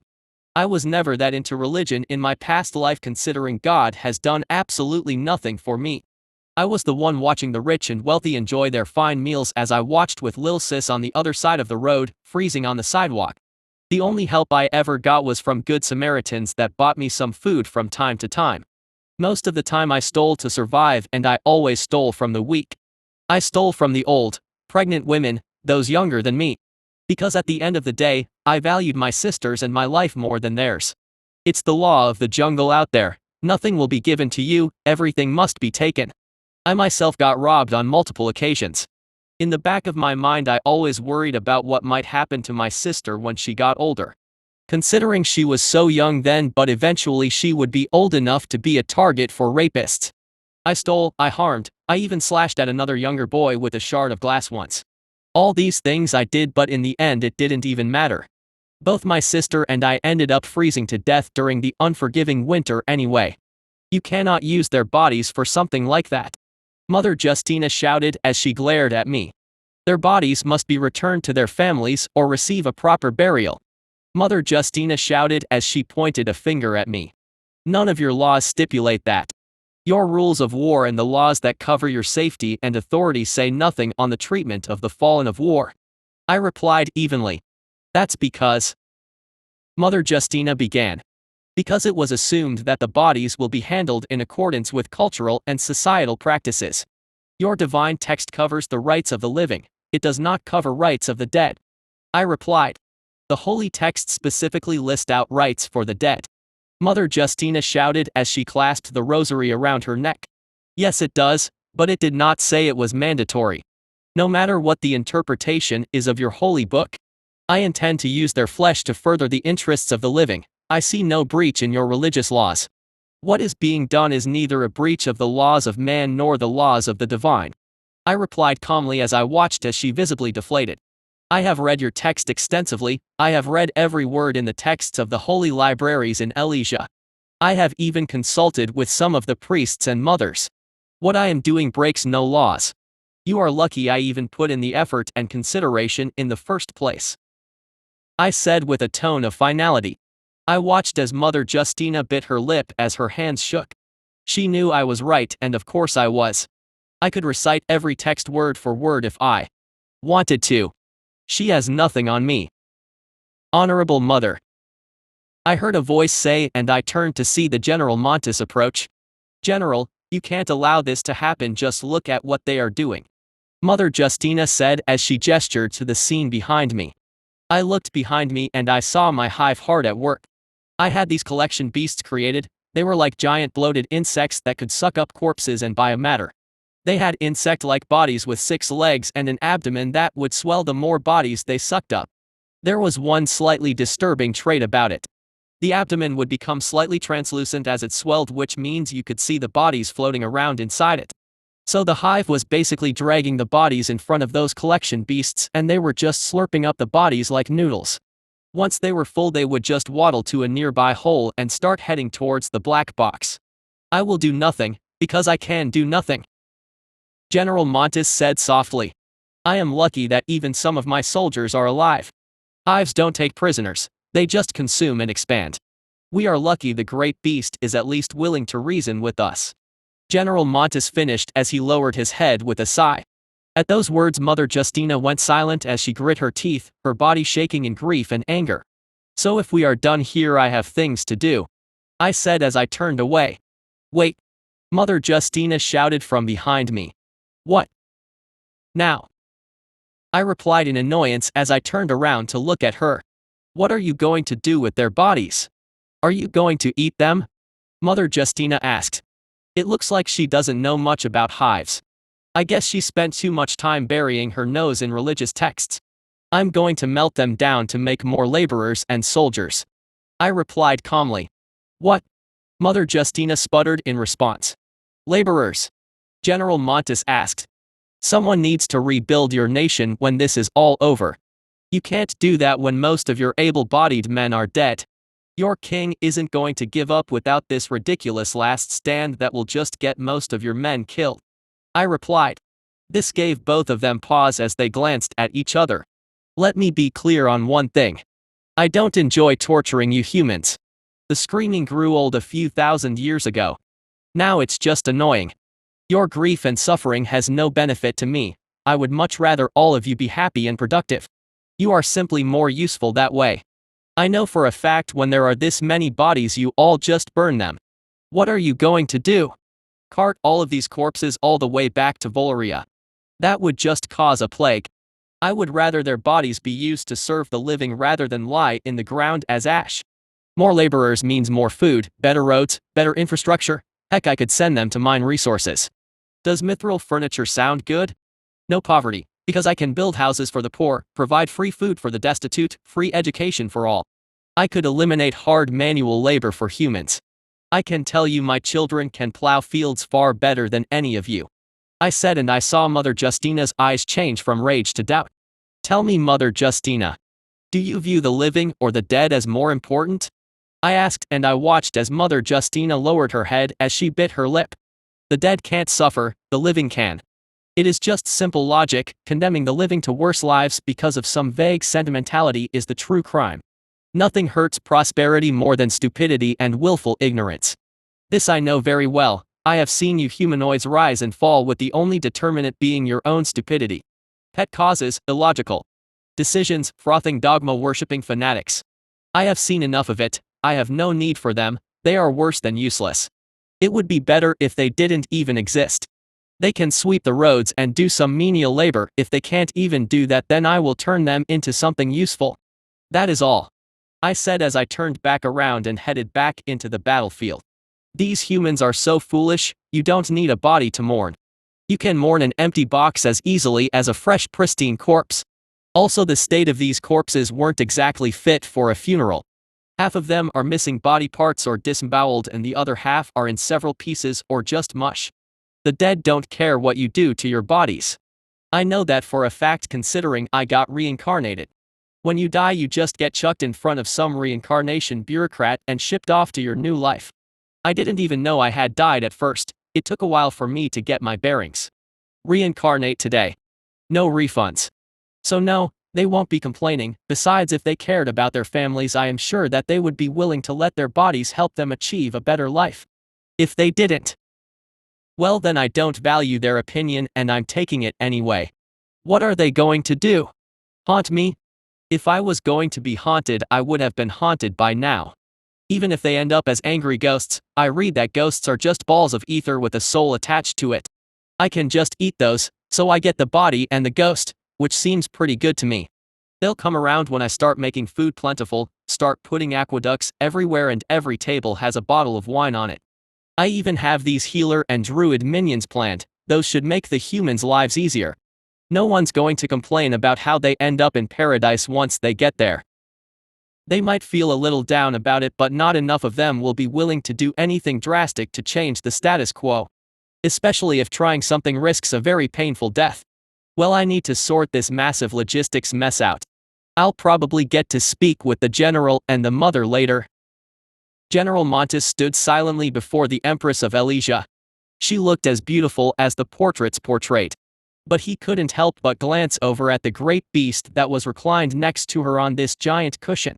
It seemed thoroughly disinterested as it lay there reading a book with its back to the throne. The Empress had just finished speaking to Mother Justina, who was standing next to him, offering her all the courtesy that a mother of the church required. The Empress promised her that the prisoners will be treated fairly, and after 1 year of hard labor they would be returned unharmed to Volaria.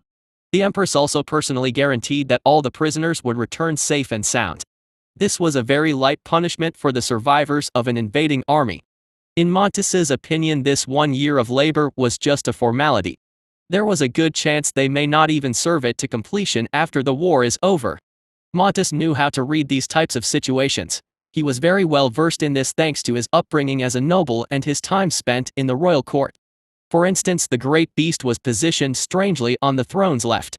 Typically the right was reserved for the most trusted of retainers. To someone who is simple-minded, they might assume that the great beast has a low station in the court. But Montes knew better. The other retainers were all standing on the steps below the throne, so only the great beast and the empress were at the same height. He also noted that Princess Maria of Averlin and Princess Emelin of Berlis were standing there as well, gazing at him coldly. A fellow royal of the same family line was positioned lower than the great beast. Curious. Not only that, Montes noticed that the only door that the beast could fit through was on the left of the throne. The position of the cushion was odd as well. Everything in a royal setting had purpose. Trusted advisors were often standing on the right and slightly behind the throne so that the advisor could easily lean forward to whisper in the sovereign's ear. Royal guards are positioned a certain distance away so that they could intercept any attackers and avoid fighting too closely to the sovereign. Either that or they were positioned far back in the shadows while being barely visible. This was for intimidation, showing a veneer of acceptance while at the same time showing that violence was always an option. If Montes had to guess, the great beast had just plopped itself next to the throne with a complete disregard for decorum. Furthermore, the empress didn't seem bothered at all, so this was a subtle message. The empress was saying that they were equals and they are close enough to do this. But what was more concerning was that if someone broke decorum, it would typically lead to a drop in how respectable one looked. What Montes saw was not a foolish disregard of decorum. What he understood from this was that they were powerful enough to do whatever they wanted. They could break every rule in the book and still you will kneel. The petty traditions of humans are no longer their concern. They were now above it. Friend, how did it go? Empress Cecilia asked as she rested her head on her hand. She casually tilted her head in the great beast's direction. Easier than I thought. I was actually overprepared. It was kind of funny how easy it was. The great beast began as it looked away from the book and casually looked over its shoulder at the empress. The old Elysians were a lot tougher than this. You humans have fallen quite far. The great beast mused. Well, then we just have to fix that, don't we? Cecilia replied with a smirk as she tilted her head and gestured with her hand. Shouldn't be that hard, all things considered, once all the other humans stop acting like a bunch of children. The great beast said with a chuckle, its low baritone echoing out across the throne room. Well, children need to be taught, no? Cecilia asked as she turned her gaze to Montes and Mother Justina, who was standing next to him. It takes a while. The great beast said as it flashed a fanged smile at the two of them. Montes sensed Mother Justina flinch slightly, but Montes held his ground. He was a soldier, he knew his duty, and he learned how to die a long time ago. Showing fear would win him nothing. What he needed now was a path to the future. A future where his people don't end up as chattel for monsters. Some would say if the great beast butchered Valeria, he would receive divine retribution from the seraphim. Even if that was true, Montes didn't care. Vengeance from beyond the grave was pointless.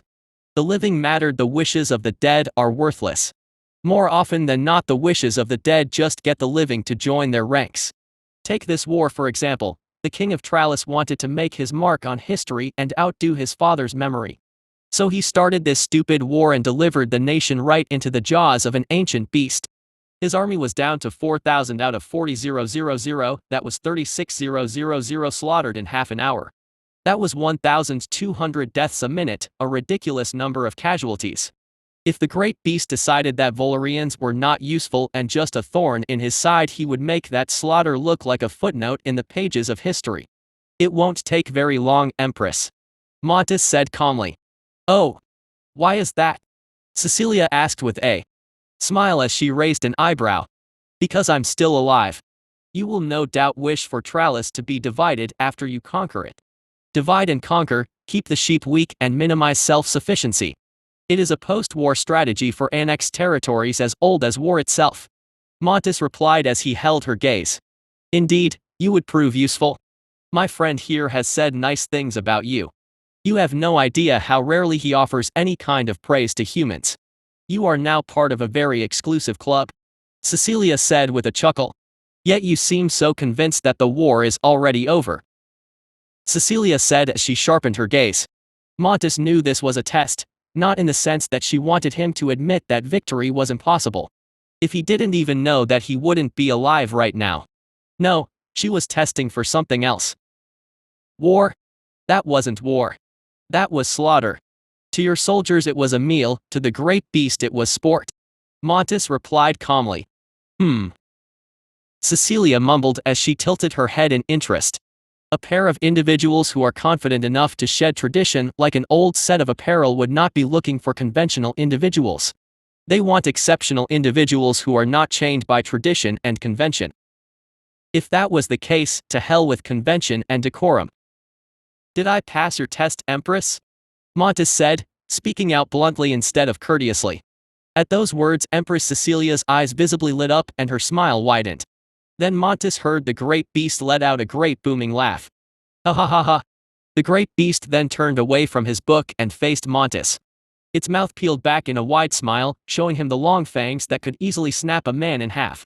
Montes got the same feeling from it as a child who had just found an interesting toy. I like this one. The great beast said, its voice filled with mirth. So what can you offer? Empress Cecilia asked as she spread her arms, dropping all pretense of aristocratic protocol. Montes knew from the start that this was not a discussion. At most this was a briefing of the new status quo, but more likely it was an audition. It looks like the latter suspicion was correct. All the great leaders of the past had ambitions to rival the greats across time, all of them drew capable retainers to their side. It is said if one wanted to get the true measure of a ruler, look to their retinue. A ruler who can amass talent to their service is one to be feared. I can keep soldiers in line, minimize or prevent mutinies and rebellions. I understand my position and I am firm in the belief that no army in Elysia, Volaria or Zarama can contest your military supremacy. If you can overcome the unforgiving terrain and lands, you might even be able to conquer the Mugumans, the Ostaians, the elves and the vampires. Though they are powerful, if they are powerful as you are great beast, the human nations would have been wiped out long ago. As it stands, their greatest defensive advantage is not their racial superiority, it is the lands that they occupy and the terrain advantage they provide. I am also the patriarch of one of the oldest and most respected houses in western Volaria. With my family name at the reins of the Volarian military and with my loyalty, your rule will be more secure. You can split the territories between provincial lords and defang their ability to amass power to resist you. The military can be formed in the structure of a tie. Each province must provide a certain amount of soldiers based on their means to the combined Volarian army. If I am in command of that, you can keep me close at hand and minimize the risk of rebellion. General Montes said. Oh, I will keep you close at hand, General, but I'm not worried about rebellion. Cecilia said with a smile. Or at least any rebellion that will turn into anything serious. Cecilia added with a shrug. Why? Montes asked as he narrowed his eyes slightly. There is no way in hell this is trust. He was an enemy general 2 days ago. I can tell when you are lying, General. The fact that I haven't killed you means you are telling the truth. The great beast said as he fired a sword-sized spine from his shoulder that landed right next to Montes, embedding itself in the stone. Like that, in case you were wondering. The great beast added with a chuckle. Since you are interesting to me and we have just met, I'll let you in on a little secret. I can read your vitals, so don't bother lying to me. The human body reacts when it lies and I can see it happen. The great beast said. My favorite color is blue. Montes said. No, it isn't, the great beast replied nonchalantly. White. Montes said. No, it isn't. The great beast said again with a wide smile. Red. Montes said. You like Elysian colors. That is quite funny considering the circumstances. The great beast replied with a laugh. I hate prawns and strawberries. Montes said. Prawns can be arranged to be never served to you, but you won't mind strawberries. I think you actually like strawberries. That was a big lie. The great beast said with a laugh. I do enjoy strawberries. Montes admitted with a nod. So the great beast was telling the truth. What a terrifying creature. How do you fight something politically when you can't lie to it? At that moment Montes noticed Princess Maria and Emelin both furrowed their brows at the display. They were keeping to decorum, but from what he could observe there was a distinct lack of surprise from their reaction. Yet there was a reaction, which led Montes to believe, though they were aware of this ability, they had never seen it in action. Or perhaps they have no idea if it actually works, since only the great beast and himself would definitively know if it was true. A rather insidious ability, it created a threat while subtly denying confirmation of the existence of said threat. The two princesses had no reason to be here, so they have no idea if they were planted here just to see this scene or if Montes was coerced into playing it out like this. Deception is the main tool of politics and no one really knows who to trust. Montes just got another piece of potential information, or perhaps a bit of confirmation. The Empress and the Great Beast liked to play mind games. They would lead someone on just to see what they do and gather insights on their personality and true allegiances. Montes himself has heard of past great rulers doing this very effectively. He has seen other nobles attempt this, but thus far he hasn't seen anyone do it as subtly as the Empress and the Great Beast did. If the suspicion was true, then they would have the Volarian aristocracy in the palm of their hands. Volarian aristocrats favored strong-arm politics. In Montes's opinion, strong-arm politics was a crude and blunt instrument, effective against the uninitiated, but against someone who is very capable at the rigors of politics, they will be easy to outmaneuver. You know General Montes. Empress Cecilia said with a wide smile. Montes felt a slight discomfort when he realized that she gave off the same feeling as the Great Beast. She was looking at him like she found an interesting new toy. I think we are going to work very well together. Chapter 82, Faith and Duty. Mother Justina sat down wearily on a nearby bench. She looked up to see the prisoners from Tralles sitting together in groups nervously eating. She could see that some of them were in tears and trembling. Why they were trembling was very obvious. The very same beasts that had slaughtered their fellows were calmly patrolling this giant room. Justina scanned this massive room once again, and once again she felt that familiar chill go up her spine. It wasn't that she feared for her life or the life of the soldiers. The soldiers were being treated well, at least on paper. Their food was good, with even meat and cheese being on the menu. The room was well heated and beds were about as clean and comfortable as a prisoner of war could hope to expect. They got daily baths in a shared shower room, and they could report any health issues to receive treatment. The issue to her was not that the treatment was insufficient. It was that the treatment was too generous. Mother Justina knew that the real reason why most prisoners are treated poorly is not that they are hated and scorned. It is that it is expensive resource-wise for good treatment. Not only that, infrastructure like accommodations are difficult to create on short notice. So prisoners end up in overcrowded conditions, in unsanitary conditions. Disease is rife, and with poor food storage, the only things the prisoners receive are moldy food that is less perishable, like bread, hard cheese, and gruel made from half-rotten ingredients. What Mother Justina was seeing, however, was a very well-constructed and well-supplied prisoner containment structure. Almost as if this place was built especially for this purpose. From what she has seen, even the monsters had ways to easily access this structure, with vents and tunnels for them to emerge from. Those vents were quite disturbing. When Justina walked past them, she would occasionally hear skittering and strange sounds echoing out from the vents. This place was constructed in advance, as if the Empress and the Great Beast knew it would be used. It was well maintained, well staffed, and well supplied. The patrols and their schedules were already pre-planned. The schedules of the prisoners were also well planned. They slept in large common rooms and ate in massive canteens. They were then led to this workyard where they were tasked with breaking down stone. The stone was supposedly dug up by the Great Beast's hive, and the prisoners were tasked with breaking them down into chunks that could be used for cobblestone. Then they returned for a shower, a meal, and finally they went to bed. There was even half an hour set aside before bed for the priestesses to conduct prayer services to help calm them down. Mother Justina, an unfamiliar voice said. Justina turned to see an aging woman in her late 40s standing next to the bench she was sitting on. The woman was wearing the white robes of the priestesses of mercy. What's more, the ornamentation on her robes indicates she was a High Mother, the second highest rank of the priestesses of mercy. High Mother, Justina said as she hastily stood up and bowed respectfully to her senior. Raise your head, Mother Justina, the woman said as she graciously reached forward to take Justina's hands and raised her up. I am High Mother Maria, High Mother of the High Temple of Mercy in Averlin, Maria said with a gentle smile. I remain Mother Justina of the People's Church of Mercy in Tralles, revered High Mother. It is an honor to meet you, High Mother Maria, Justina said courteously. The honor is mine, Maria replied with a nod of her head. To what do I owe the honor of this visit? Justina replied. I just wish to have a small chat, as you know I have sent some of the younger sisters to aid you in this place. Maria said. Of which I am very grateful, High Mother.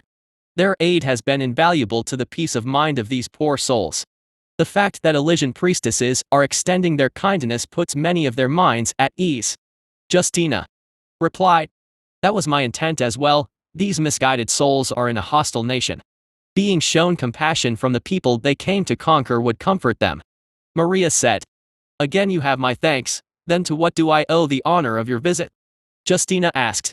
Perhaps there is a better place to talk, Maria said as she turned her head to look at the nearby door. Justina nodded as Maria turned back around and the two left the canteen they were sitting in.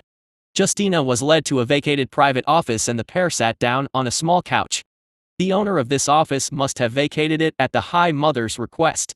What do you wish to speak about, revered High Mother? Justina asked. At those words Maria let out a sigh as her gaze grew distant for a moment. Then without even looking at Justina she began to speak. Tell me Mother Justina, does the state of your nation bother you? Maria asked. In what way do you mean? Justina asked as she furrowed her brows. Does it not bother you how in your nation powerful men can drag women, wives and daughters away to be defiled on a whim? Tell me, is it true when a nobleman tours the countryside he can help himself to any woman that catches his eye?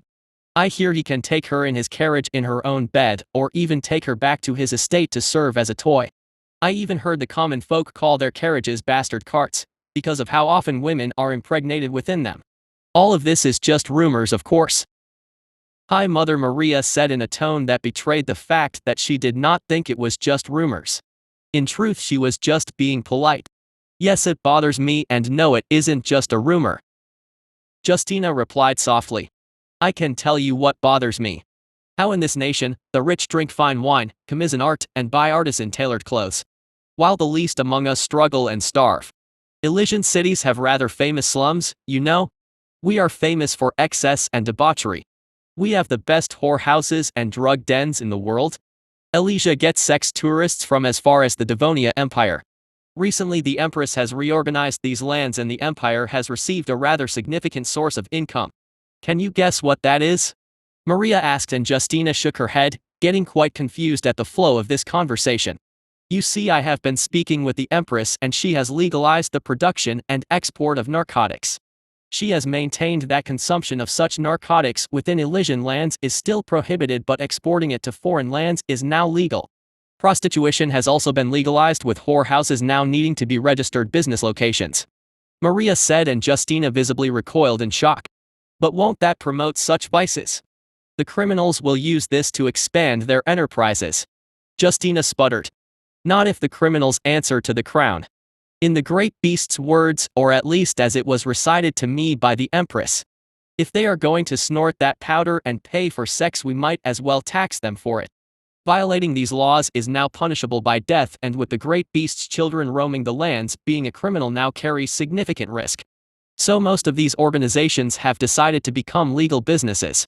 From what I heard, there are still a small handful of drug dens, but due to the new taxation laws on narcotics production and the increased risk of consumption, few can now afford it. The Empress has acknowledged that some of these things will never truly go away due to the failings of human nature. So she decided to simply accept it and minimize it. Thus those handful of drug dens are tolerated, but if any expansion occurs there will be action taken. Now prostitutes get health checkups to ensure they aren't carrying any diseases. They are afforded the protections that a legal working citizen can expect. They are protected under the working laws that prevent exploitation. Their employers must now pay them on time and declare their workers' salaries to the tax bureau. The largest sources of export income of Elysia used to be wine and jewelry. We do have many gold mines after all and large amounts of fertile lands. But now the narcotics export has increased significantly. Though the sale of it is in extremely limited quantities, the high price they fetch more than makes up for it, Maria said. Revered High Mother, I am struggling to decipher the point of this line of conversation. Justina replied. You see, Mother Justina, everything I have said generates wealth from vices. Said wealth is now being reinvested to improve the lives of the citizens. So tell me, Mother Justina, is it wrong to capitalize and accept the failings of human nature in order to improve the lives of all? The slums are slowly being converted into entertainment zones. Whorehouses are safer for the workers, gambling houses are now regulated, hotels are now appearing in those areas for tourism. Their lives are getting better all through practical measures that although accepting of the vices, they end up improving the lives of those who live there. Maria said, and Justina's mind began to contemplate those words. If holding on to strict doctrine means condemning the innocent to suffering, then is that moral? It's not like the people were not committing those vices, condemning it has done nothing. Justina herself knew whores end up selling their bodies because they have little choice. When the choice is to spread your legs or starve, there isn't really a choice.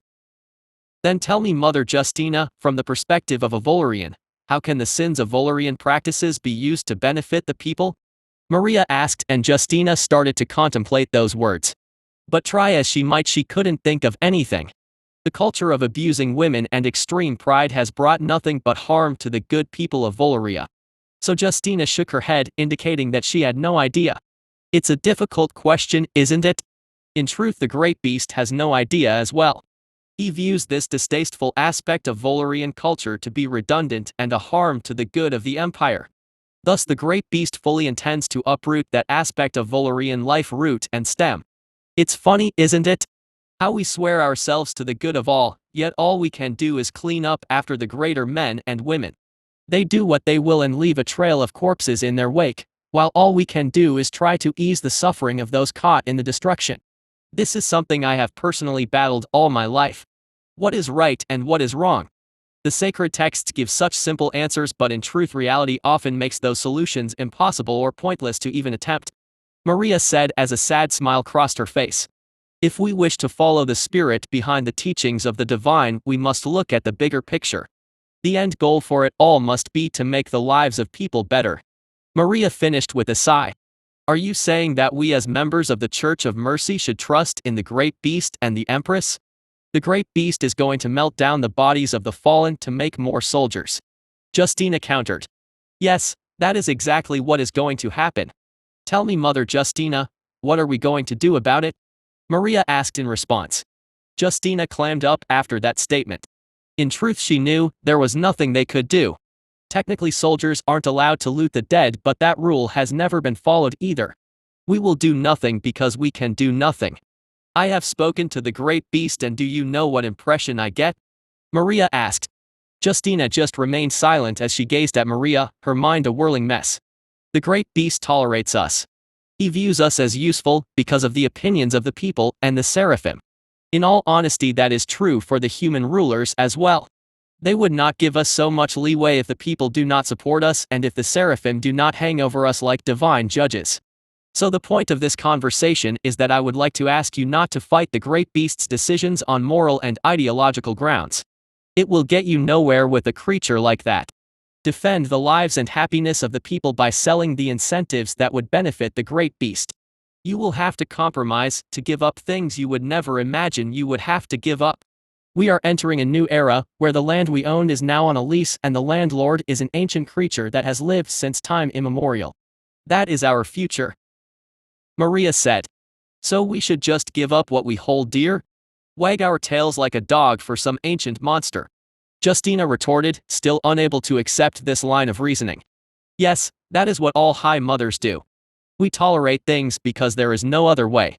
The Devonia Empire, the most devout nation, practices slavery and has fighting pits. Volurians are devout, they attend church and keep the teachings of the divine close to their hearts. But yet infidelity and lust is rampant in the nation. In Elysia it is much the same. Hedonism, pride and avarice infects this nation like a disease. Yet in all these nations the church tolerates all these things. Why? Well, simply because some things must be surrendered for the greater good. Our faith can only guide how we wish to navigate the world, but it has little bearing on the cold logic of reality. Maria replied as she sighed and looked down for a moment. Then she looked up and looked Justina in the eyes. Justina saw the gaze of a weathered woman who had to bear too much on her shoulders. Justina herself could empathize to an extent. She joined the church because she didn't want to be married off like a broodmare. She didn't want to spread her legs for someone she felt nothing for. Most marriages in Voluria were not happy marriages, with women having such low social status they were often treated like property. There was a reason that the Church of Voloria had so many female members. Many took their vows to avoid a life of abuse. Shouldn't you be telling this to the High Mother of Voloria? Justina asked weakly. You have seen what they can do. Your words will carry much weight considering you actually spoke with the great beast and empress. It would not be an exaggeration that your testimony will be worth more than any other in the coming days. Whether the great beast chooses blood or peace will depend on your actions. The word of a mother of the Church of Mercy carries much weight, as I am sure you are aware. Even if you fail, your efforts will secure our place in the future. The Church will endure and we can continue to give comfort to the people. After all, if not us, who else? Maria replied. I see. Justina said softly. It is a heavy burden, one thrust on you by the vicissitudes of fate. But bear them you must for the good of the innocent, so bear them you shall. Maria said with a tone of finality. At that moment Justina thought back to this quote she loved from the sacred texts. To walk the righteous path is to be beset on all sides by belligerence and temptation. But walk this path you must, for no journey worth the name was ever paved in gold. In that moment Justina made her decision. High Mother Maria was right, she was always powerless. The ability to decide their own fate, to truly decide one's fate, is the domain of a handful of powerful individuals. The rest of the people just make do with what they have. One does not choose the cards they are dealt, one can only play them to the best of their ability. So if her own meager ability can make a difference, then how can she shy away from the righteous path? Her words will matter in the days to come. If anything, she would need to calm the people. She has seen the beasts walking the streets in broad daylight. The people of Averlin do not seem that bothered by them. She has even seen children feeding them treats, but they do not know what the beasts can do when angered. Justina must ensure the beasts bear their fangs and claws as little as possible. For if they do, blood will flow. With that final thought in her mind, Justina spoke half to High Mother Maria and half to herself. If it must be done, then it will be done. Chapter 83, Smoke and Mirrors. I looked up at the walls of Averlin and I couldn't help but let out a little chuckle. I sent a mental command to my soldiers to remove themselves from their assault positions under the city. It looks like taking Averlin will be bloodless. Well, relatively bloodless. I heard the gate start to rise as the city opened its gates to the army that was outside its gates. Yet Cecilia didn't order the army to march through the gates. That was because there was a show. I scanned the fully manned walls and the soldiers of Averlin were all standing in neat lines with the banner of House Averlin flying proudly in the wind. I could see the banner of Trilis burning along the walls, and there were lines of men stripped of their arms and armor standing on the edge of the wall. I could hear them weeping and I could see the nooses around their necks. Then I spotted a man in ornate gold armor appear at the top of the gatehouse. It looks like he was about to speak. Empress Cecilia, we thank you for rescuing and protecting the members of House Averlin. The man shouted from atop the wall. And you are? I asked, my booming voice easily traveling over to him, and the man flinched for a moment. He turned his gaze to Cecilia as if expecting a response. My friend asked you a question. Cecilia said, her voice easily carried over to him thanks to magical amplification. I am the commander of the Royal Guard of Averlin. The man replied in a shout so that he may be heard from such a distance. I assume this is some sort of human theater to show that you wish to swear loyalty to our empire. I said as I turned to look at the line of weeping men. Yes. The man replied softly, forgetting for a moment that if he doesn't raise his voice most can't hear him. I have no problem, of course. I could hear a pin drop in the middle of a rock concert. He soon realized this as he opened his mouth to reply. Then get on with it. I said, cutting him off, and he visibly recoiled in shock. I can hear you just fine, get on with it. I have things to do. I said dryly, and he nodded mutely. I am sure this was supposed to be very dramatic, with the line of soldiers standing at attention, the flag of Trilis burning, and those men with nooses around their necks. I can see it now in my head. We pledge our allegiance to the Verlinian Empire. They will shout something like that, then they will kick those idiots off the wall. Depending on the length of the rope, the heads might end up being tugged off. They will push them off in unison, of course. Being synchronized makes it more dramatic. Then there will be people to greet us as we parade through the streets, maybe throw some rose petals or rice grains. Then at the palace the royal guard and the soldiers will kneel before Cecilia and pledge their loyalty to the new empire. Cecilia brought Maria along so she could properly accept oaths of fealty. Maria had chosen to take the Duchy of Averland so she would be ruling from her ancestral seat. Then there were the pleasantries, and then we were off to burn Tralles. Empress Cecilia, the city of Averland pledges allegiance to the Averlandian Empire. The head of the royal guard shouted. And there it is. Averland will be slaves to Tralles no longer. The head of the royal guard declared, and I watched as the soldiers kicked the men with a noose around their necks off the wall. There were screams of terror as their bodies fell. I wonder if they rehearsed this. Then I saw some of them snap to a halt as the rope pulled taut. Others, on the other hand, had their heads yanked off and their bodies fell spinning to the ground before cracking on the grass. Guess it wasn't that well rehearsed. They got the length of the rope wrong. The ropes were too long. Cecilia said nonchalantly. So it would seem. I replied. Unless. Cecilia muttered. Unless. I asked. Unless they wanted to show they have a blatant disregard for their lives and bodies. They would rather risk the rope pulling their heads off like the cork of a wine bottle than compromise on the spectacle. Cecilia said. You humans are so odd. If you wanted to send this kind of a message, couldn't you just kill them and send a letter? I really don't understand all this theater shit. I know how to do it, but really, why does it work so well? I asked dryly. Humans are just like that, friend. Cecilia replied with a wry smile. I mean, if you wanted it to be flashy for something like this, why not just put a big sign on the gate and then use some fireworks or something? You humans like fireworks, right? I asked. We do. But it's a little bright out, isn't it? Cecilia said as she raised her head to look at the bright blue sky. Huh. Good point. Then I guess we could have come at night. I replied as I looked up as well. I suppose so. That is if they decided to use fireworks. Cecilia said as she turned to look at me. Well, yeah, obviously. I replied. To be honest, all of this was just another show. The entire army could hear us and I could sense many behind us were quite unnerved. As to why, well, considering the circumstances, we are sitting outside a city that has just raised its gates to us after watching a very graphic execution.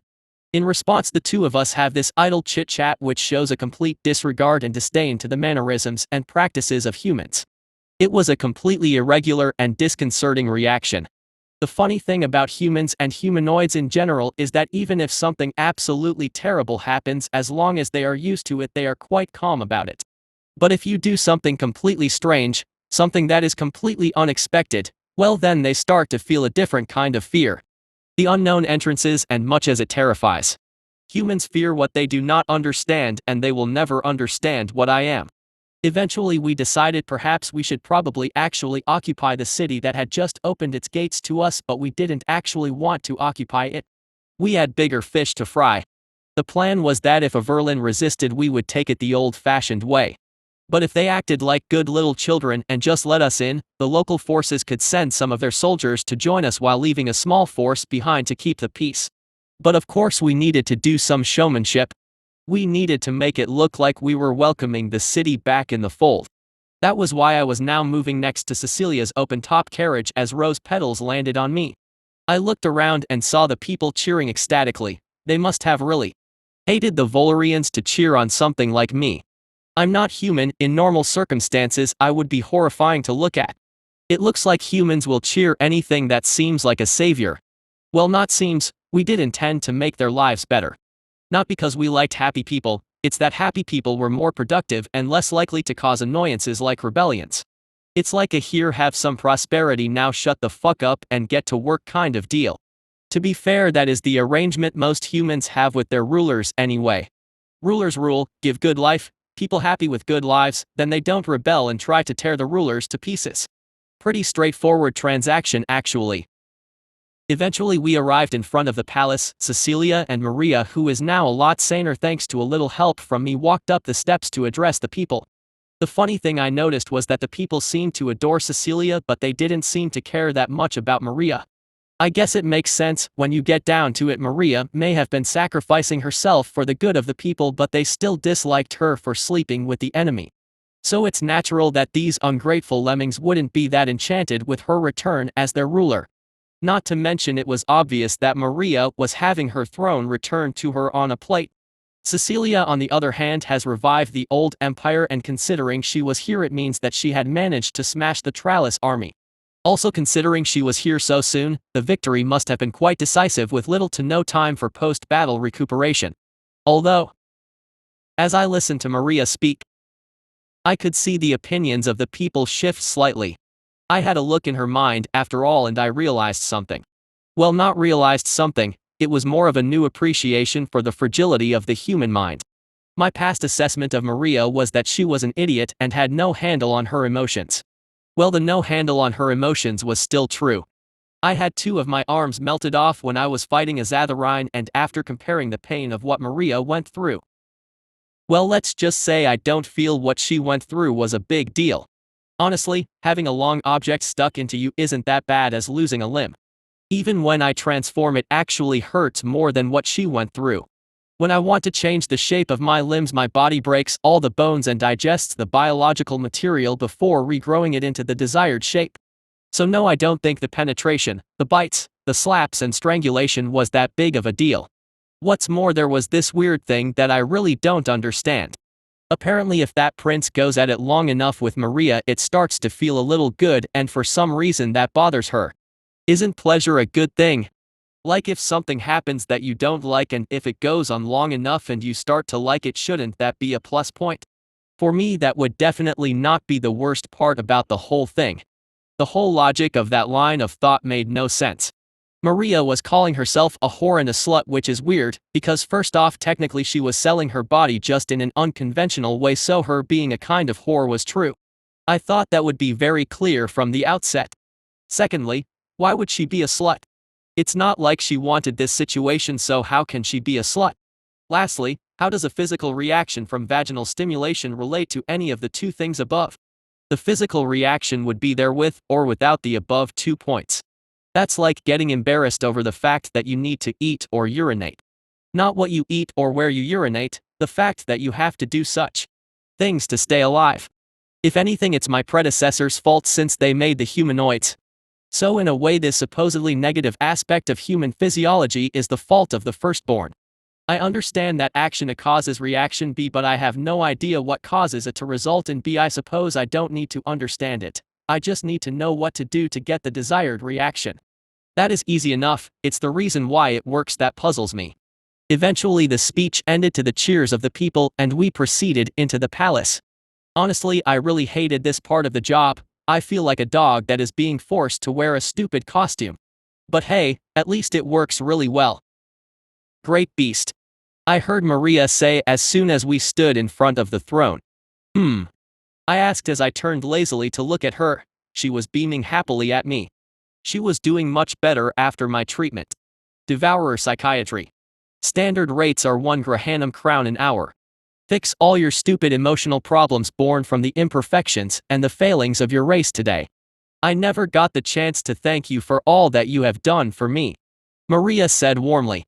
It wasn't that much of a problem for me. It was quite a trivial task, I replied calmly as I turned to look at the throne. All I had to do was get you in that shiny chair. It's not like I had to make you powerful enough to slay a dragon, I said dismissively. I suppose something like this isn't that difficult for you, Maria replied with a chuckle. Technically it wasn't that easy because I had to do the whole alteration thing on Legiona so that she could let me interface with her mind. However, I had to do all of that anyway for the whole cult thing. So the only thing I did for Maria was move my plans up a little and use my new toy on her. It's funny, after I met you. After I truly met you, Maria mused as she looked at the throne with a gentle smile on her lips. I don't recall telling you any jokes when I was in your head, I replied dryly, and Maria let out a small giggle. No, what I mean is that what we see is often a lie. Before you helped me, my mind was fear and panic, but now I see so clearly thanks to you. When you entered my mind, I could sense what kind of creature you were. You were not malicious, not angry, not fearful, you were like a placid lake. You saw the world as it was, with no judgment or dissatisfaction, just calm acceptance. I could tell you felt I was being stupid and foolish. But now, with the benefit of hindsight, I do agree. I was stupid and foolish. I was blaming myself for a crime I didn't commit. That is quite foolish, wouldn't you agree? Maria asked. Well, Yeah. That's what I said when I was in your head, remember? I replied. It's funny how our emotions are. The love I bear for my future husband is such a great drive, but yet the darker emotions held me back. Sometimes I wonder if we would be better or worse without emotions. Maria said. I do have emotions, but I can control them. I only use emotions when they are useful. When they aren't useful, they are discarded. I can switch them off when I desire. That is the secret to it. The world where you all live now is so gentle as compared to the one I lived in.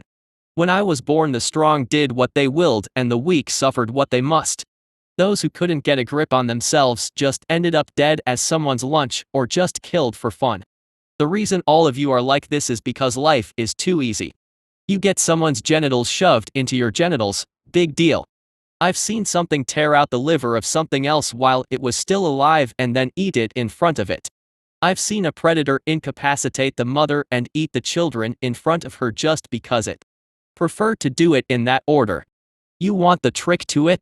When something happens to you, just think, what is the smartest thing to do? If getting upset about it hurts your interests, then why are you doing it? I said as I loomed over Maria. At those words, Maria let out a sardonic smile as she looked back at the throne. Smoke and mirrors. Maria muttered. She said it so softly I was probably the only person that could hear it. What? I asked. We cannot do as you ask. We are just too flawed as creatures to do as you ask. That is why we need things like this ugly chair. I don't even like gold. Maria said as she turned to face the throne. Even if we feel it, we have to hold it back. When we want to scream, we must hold it back. They say power is just smoke and mirrors. It is an illusion, like a shadow on the wall. Almost like bad theater. Like that little display my city showed you and Cecilia. Does it matter how you kill someone? At the end of the day, they are still dead and they end up forgotten. Those men they threw off the wall were not important enough to be remembered. Come 2 generations, no one will even know they existed. I was doing it myself when I walked into that brute's bedchamber.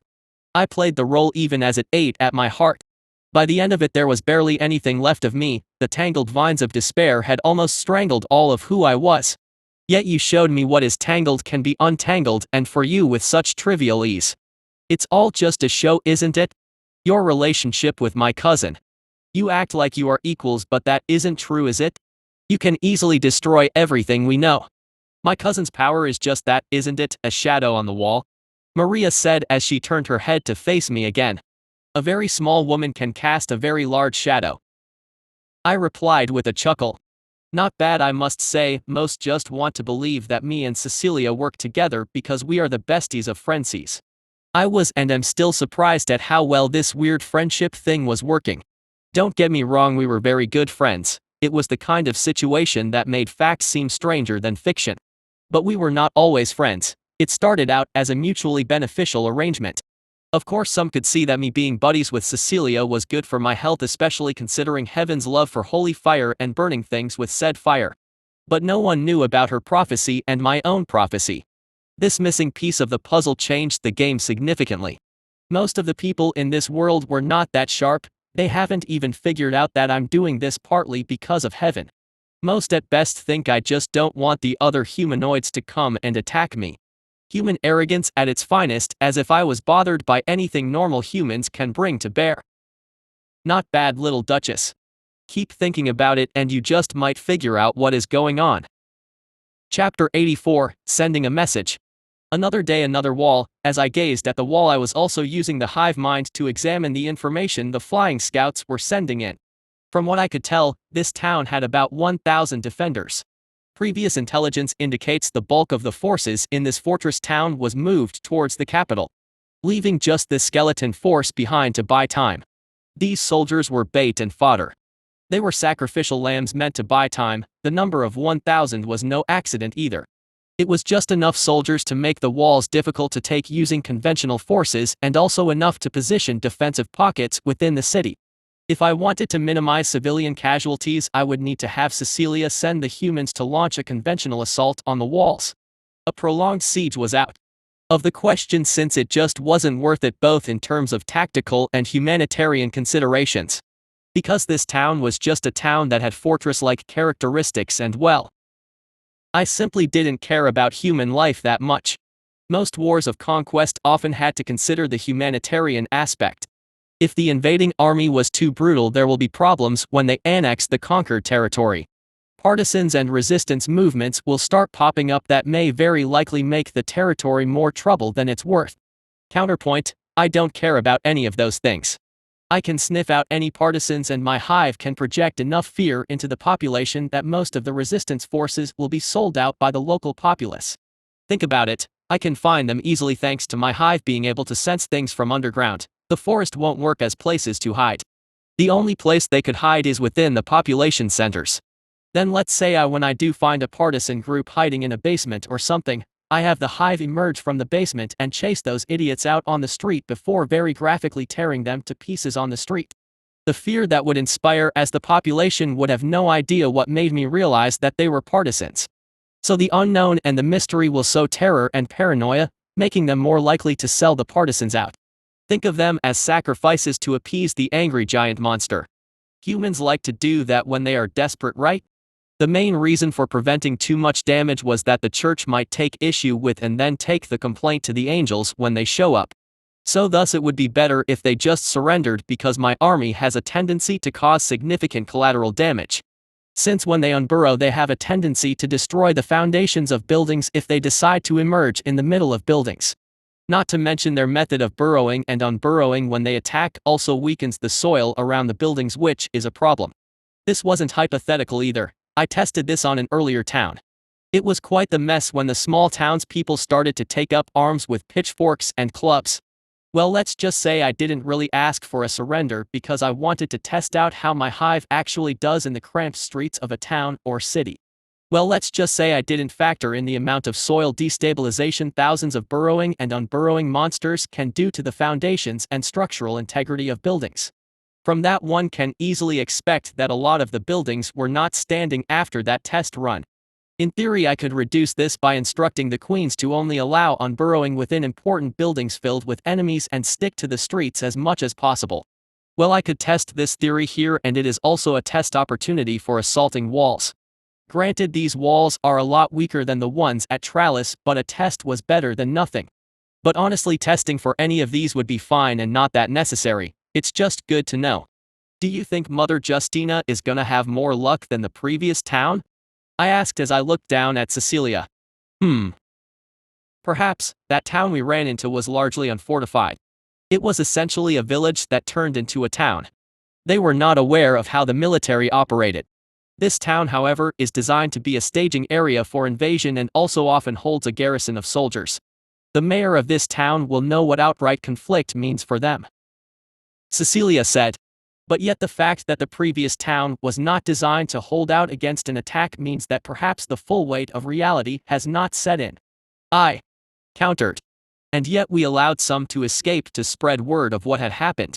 From what your scouts indicated, the town before us has prepared tactics to counter your burrowing hive. Cecilia said as she cast her gaze to the Praetorians who were standing guard beside us. Attempts to counter. A voice said from behind us, and I turned to see Nafa say as she eyed the city like a predator would its prey.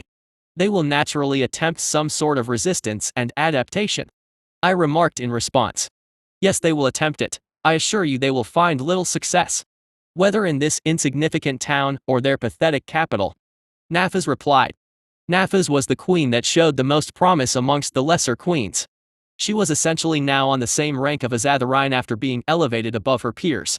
I had relaxed some control once I realized the queens had more individuality than I expected. I wanted to find out which of the queens were the standouts, and Nafas was by far the best amongst her peers. So now the chain of command was myself, then Legionel, with the next rung down being Nafas and Azatharine. With Nafas being tasked with the ground forces and Azatharine being in command of the air forces. This was our first war and her first campaign as the leader of my ground forces, so I could sense Nafas felt she had a lot to prove. Contrary to what most others think, the members of the hive were not mindless. They had individuality, but it was just altered by the connection to the hive mind. Which of course made them more dangerous, because this means the commanders could do complex problem solving out in the field. I suspected this was made more dramatic because the baseline queens were cobbled together by humanoids. So they didn't know how to make the queens in a manner that was as consistent as I can. But then again, their increased intelligence and different personal experiences also means natural divergence over time. Relax, Nafis, I am sure you will win this battle if it comes to bloodshed. I'm more interested in how you will win. There is a lot of information to collect during battles. There is no way you are losing to 1,000 guards. I can take that city by myself, I said with a grin. Actually, why not? Cecilia asked. I replied. We already have stories of what the hive can do. Besides, your war broods are scattered around Tralis already. Azatharine is already on the way to attack the forces of Beryllus that are on the way to the port town of Imelis to take it back from the wardens. The stories of your hive will spread easily enough. Why not spread the rumor of your own individual power? Cecilia suggested. You know, that isn't that bad of an idea, I muttered as I cupped my chin. My mind wandered to the map we were just looking at, and it started to make more sense. My war broods are already poised to destroy all the Tralis reserve forces on the way to reinforce the capital. The Tralis government is already panicking. They are recalling everything they have to reinforce the capital. The northern border and western border had already been abandoned, with troops rushing towards the capital. The surrounding Volarian states have already moved in to try and capitalize on the situation. Cecilia sent the wardens to attempt an amphibious assault on the port town of Imelis, which they had already taken. This was a bait, as if the wardens are allowed to hold that town, the garrison in the Beryllus fortress would be surrounded and cut off, effectively dividing the Tralis territory in two. So almost all the Beryllus occupation forces were on the way to take back Imelis, and my phoenixes were bearing down right on top of them. With those forces taken out, the Princess Imelin can retake her ancestral seat, and then Beryllus will fall under our control in one fell swoop. This means the Beryllus army remnants will turn to our side and the east will be secure. Then we wipe out the garrison in Beryllus, and within the first 3 days of the war, Tralis will lose half its territory. In addition, my forces will snipe out the remaining forces still on the road to Tralis.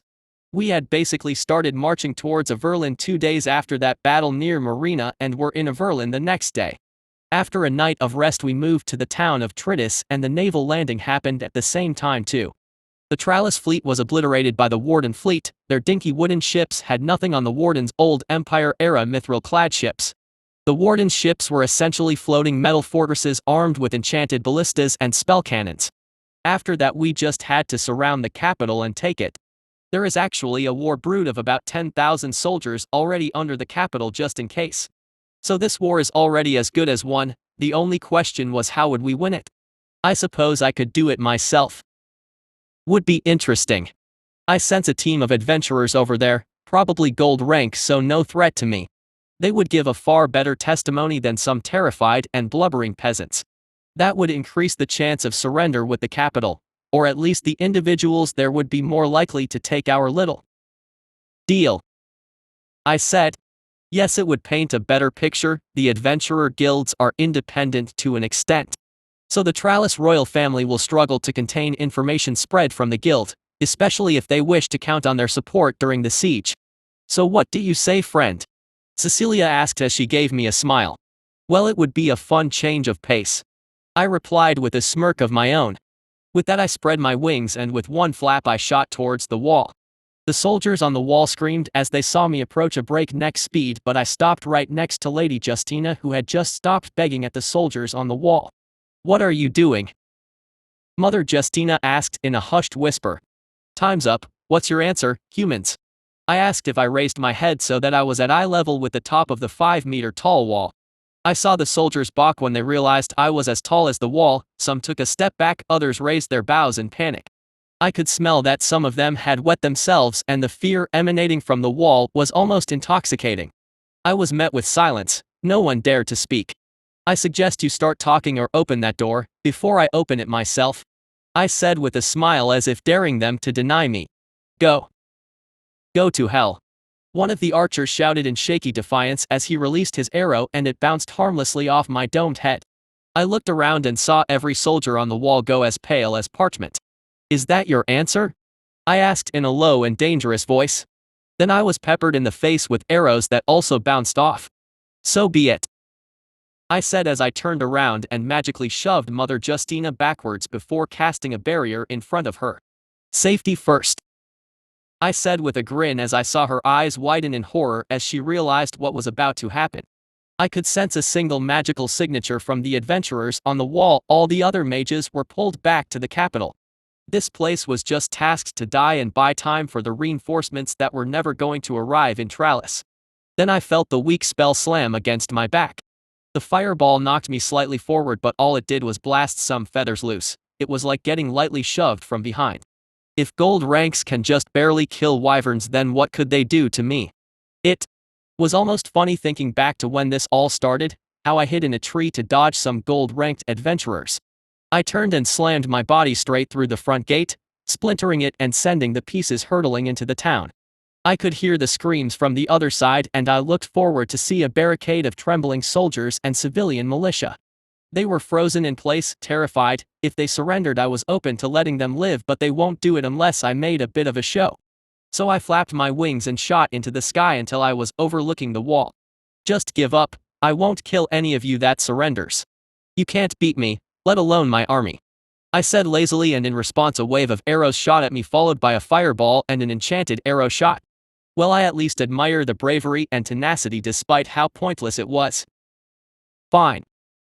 I drawled as I felt the attacks bounce off as I opened my mouth and prepared to shoot a jet of fire at the wall. I saw the adventurer ranger's eyes widen as he shouted, "Get off the wall!"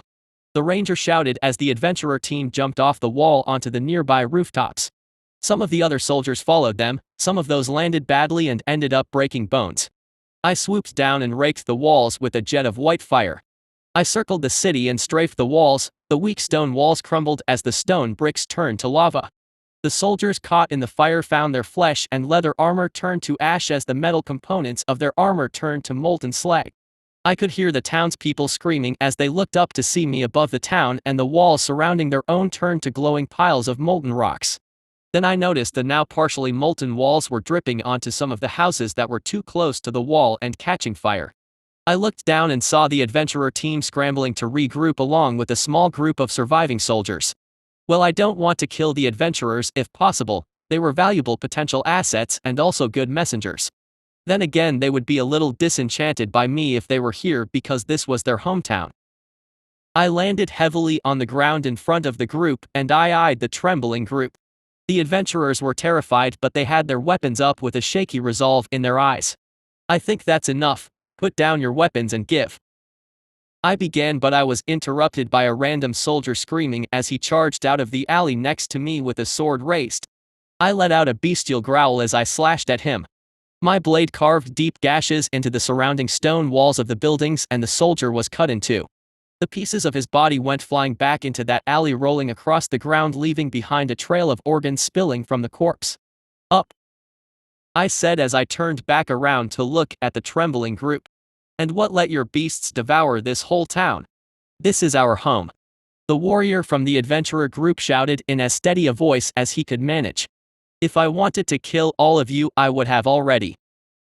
I began, but this time I heard a window on my left open. "Go to hell, monster," I heard male voice shout. I turned to see a teenage boy throw a bottle with a lit fuse at the mouth of the bottle. The bottle smashed against the side of my face and it burst into flame. So now the left side of my face was on fire, but honestly, I was getting quite annoyed. One might even say I am getting irked. "I am speaking," I roared as I rammed one of my hands through the wall into the house and grabbed the teenager. The stone wall gave away like a stack of cards and I closed my hand around his squirming body. I yanked him out of the house as he screamed in terror. Then I saw what must have been the mother appear at the hole in the wall, screaming as she outstretched her arm at the teenager. She was screaming his name as tears ran down her cheek, but I was already quite annoyed. Here I was trying to be merciful and this idiot throws this petrol bomb thing at me. Ungrateful little insects. "Unhand him," the ranger shouted as she drew her bow and it began to glow. "Do not," I hissed as I turned to look at the ranger, but the arrow flew out anyway and struck me in the side of the face. "Okay. Fine," I said as I swung my arm to the left and threw the teenager against a nearby stone wall, splattering his body across it. I heard the mother scream, but I was done being nice. "They want to fight? Fine." I let out a roar as I charged the group. I saw their eyes widen in fear and the mage fired another spell at me, this time a lightning bolt. The bolt struck me in the chest and crackled out across my body but fizzled out harmlessly against my armor. The soldiers panicked as they tried to scatter but the adventurers held their ground. I opened my mouth to shoot a jet of fire to clear out the surrounding chaff. The mage and priest in response put up a barrier. My fire engulfed the group and when the fire dissipated the barrier was cracked and flickering. In response I fired a barrage of spines right as I finished closing the distance. The first spine bounced off but the barrier cracked and shattered. The warrior moved forward with his shield but the spine slammed right through his shield and ended up impaling him. He was thrown off his feet before landing hard on the ground. The other spines ended up cutting most of the other adventurers down. The ranger had his right arm sliced off and was impaled by 2 more spines that were the size of greatswords. The other warrior was cut down too. The rogue vanished in a puff of smoke. I immediately turned around and grabbed her mid-air. It would have been more effective if she didn't shout assassinate as she vanished. That gold rank team I fought previously had a rogue that used the same skill and I learned from past events. The rogue yelped in panic as I grabbed her and she immediately shouted shadow retreat but all she got was a crackle of arcane energy that ended up electrocuting her. You think something as old as me wouldn't have inbuilt ether jamming? The creatures nowadays have gotten so weak. I said with a grin as the gasping and smoking rogue looked up at me in terror as she realized she was trapped in my grasp. I closed my fist around her and she popped like an overripe fruit. I turned around to see the rest of the adventurer team dead or dying with the exception of the priestess who was standing there in shock as she gazed at the bodies of her dead comrades. I dropped the pulped remains of the rogue as I approached her and she looked up at me. She screamed as she dropped her gold staff and started running in the opposite direction. In a flash I had darted forward and snatched her up with the same bloody hand that had crushed the rogue. She started screaming and crying hysterically as she looked down at the blood and pulped flesh on my hand that was staining her white robes red. She was gibbering incoherently, calling for her mother and saying something about never wanting to be here in the first place. You never wanted to be here? I asked curiously and the priestess calmed slightly as she looked up at me in terror. I thought this was your home. I asked again as I breathed on her and her face went green as the smell of my breath washed over her. It was theirs? The rest of the party was from Voller. I'm from the capital Tralis. The priestess half sobbed in response. Perfect. I replied with a grin. What? The priestess stammered. I'll tell you what is going to happen now.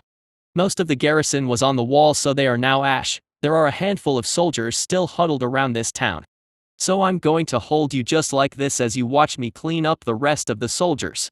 Then you are going to run off to Tralis. I said. The priestess's mouth opened for a moment as she gaped at me. I smiled at her reaction and I spoke my command. You are going to run back to the capital after all this is over. And you are going to tell them exactly what has happened here. Chapter 85 The Terror Unseen. Captain Jarrus marched alongside his men. He could feel the blisters on the bottom of his feet. The metal parts of his armor jabbed against the leather parts and it chafed painfully against his now raw skin. But he felt no unhappiness in his heart, though the conscripts in his small army were clearly unhappy he didn't care. The Ravens came a few days ago. The newly formed Averlanian Empire has launched their counter-invasion after soundly defeating the prince's army in the field. The town of Tritus has fallen, Averlan has declared for their Elysians brothers and sisters, and more importantly the Elysian wardens have taken the town of Imelis with an amphibious assault. The Tralis southern fleet has been sunk to the bottom of the southern expanse giving the Elysians complete naval superiority in the region. The Tralis fleet stood no chance against the wardens' old Empire-era ships. Those ships had enchanted mithril hulls that were impervious to almost all attacks. Their enchanted ballistas and spell cannons outranged anything the Tralis fleet had and it could fire far more accurately. Captain Jarrus was now part of the force that was sent to liberate Imelis. With Tritus now under Elysian control in the west of Beryllus and with control of the east by holding Imelis, Beryllus would be essentially surrounded. It would be trivially easy for the Elysians to starve them out and cut off Sergeant Jarrus and his comrades from Tralis. The population of Beryllus was also growing increasingly hostile towards his comrades. So if they see an opening, open rebellion is a real possibility. In fact, this was also why his commander had pulled almost all of the forces of the capital. The plan was to retake Emelis and link up with the garrison in Bareilles and hold out in the hopes that the Averlanian Empire's army would be defeated. It was better than fighting an all-out rebellion in the middle of a war where they have been cut off from the homeland. Yes, they would still be cut off if the rebellion succeeds, but at least with the wardens gone from the rear, the forces of Bareilles would still have a retreat route and the army could plunder the countryside to sustain itself. The Averlanian Empire would not have the forces to seriously commit to a two-front war, so chances are the bulk of the enemy forces would focus on the capital. So by taking back Emelis, it would give the Tralis forces that were trapped in Bareilles room to maneuver and force the Averlanian Empire to commit forces to contain them in the east, which will pull forces from the main battle at the capital. The great beast of the Elysian woods was only one beast, chances are it would be at the capital. So they would only need to contend with the Elysian forces. Jairus had no doubt the commanders at the capital were already coordinating with the Adventurers Guild to combat the Great Beast. The Adventurer Guilds were traditionally expected to stay out of human versus human conflicts. But they were now dealing with an ancient monster, so this changed things significantly. Captain Jairus looked up at his army, then his vision went white and he heard shouts and screams. Then his eyes widened as he saw this ball of white fire consume an entire section of the marching line. Then he heard more booms as more fireballs appeared around them, mercifully the area where Captain Jairus was spared from the fire. Above us, Captain Jairus heard someone shout in panic, and when he looked up he felt his blood turn to ice. He saw a dozen phoenixes circling them, firing fireballs down onto the column of soldiers. Then he saw a white phoenix dive down and a white light began glowing from its mouth. Captain Jairus could see the column of soldiers scattering in fear at the sight of the diving beast. Then he saw a white beam appear from its maw as it fired along the column, turning hundreds of men to ash in a single sweep. Then he saw the beam shift angle and began moving towards him. Instinctively he dived to the side and he felt the searing heat from behind. He screamed as he felt his exposed skin blistered from the heat. Then he realized he felt a searing heat on his back. He looked over his shoulder to see his backpack had caught fire. Jairus yelped as he scrambled to try and get the backpack off his back. He struggled as he felt the shoulder joints of his armor creak from stiffness. The heat must have warped the steel slightly. Finally he managed to detach the backpack and he rolled away to see it burning in the grass. Jairus scanned the area around him to see his men screaming in terror as the phoenixes continued to strafe and bombard the small army. Then Jairus felt the ground beneath him shift. He stiffened as he looked down just in time to feel the ground beneath him cave in. He screamed as he plunged downward. He landed hard on packed earth. He looked around panicked and he screamed again as he saw a white monster pounce at him.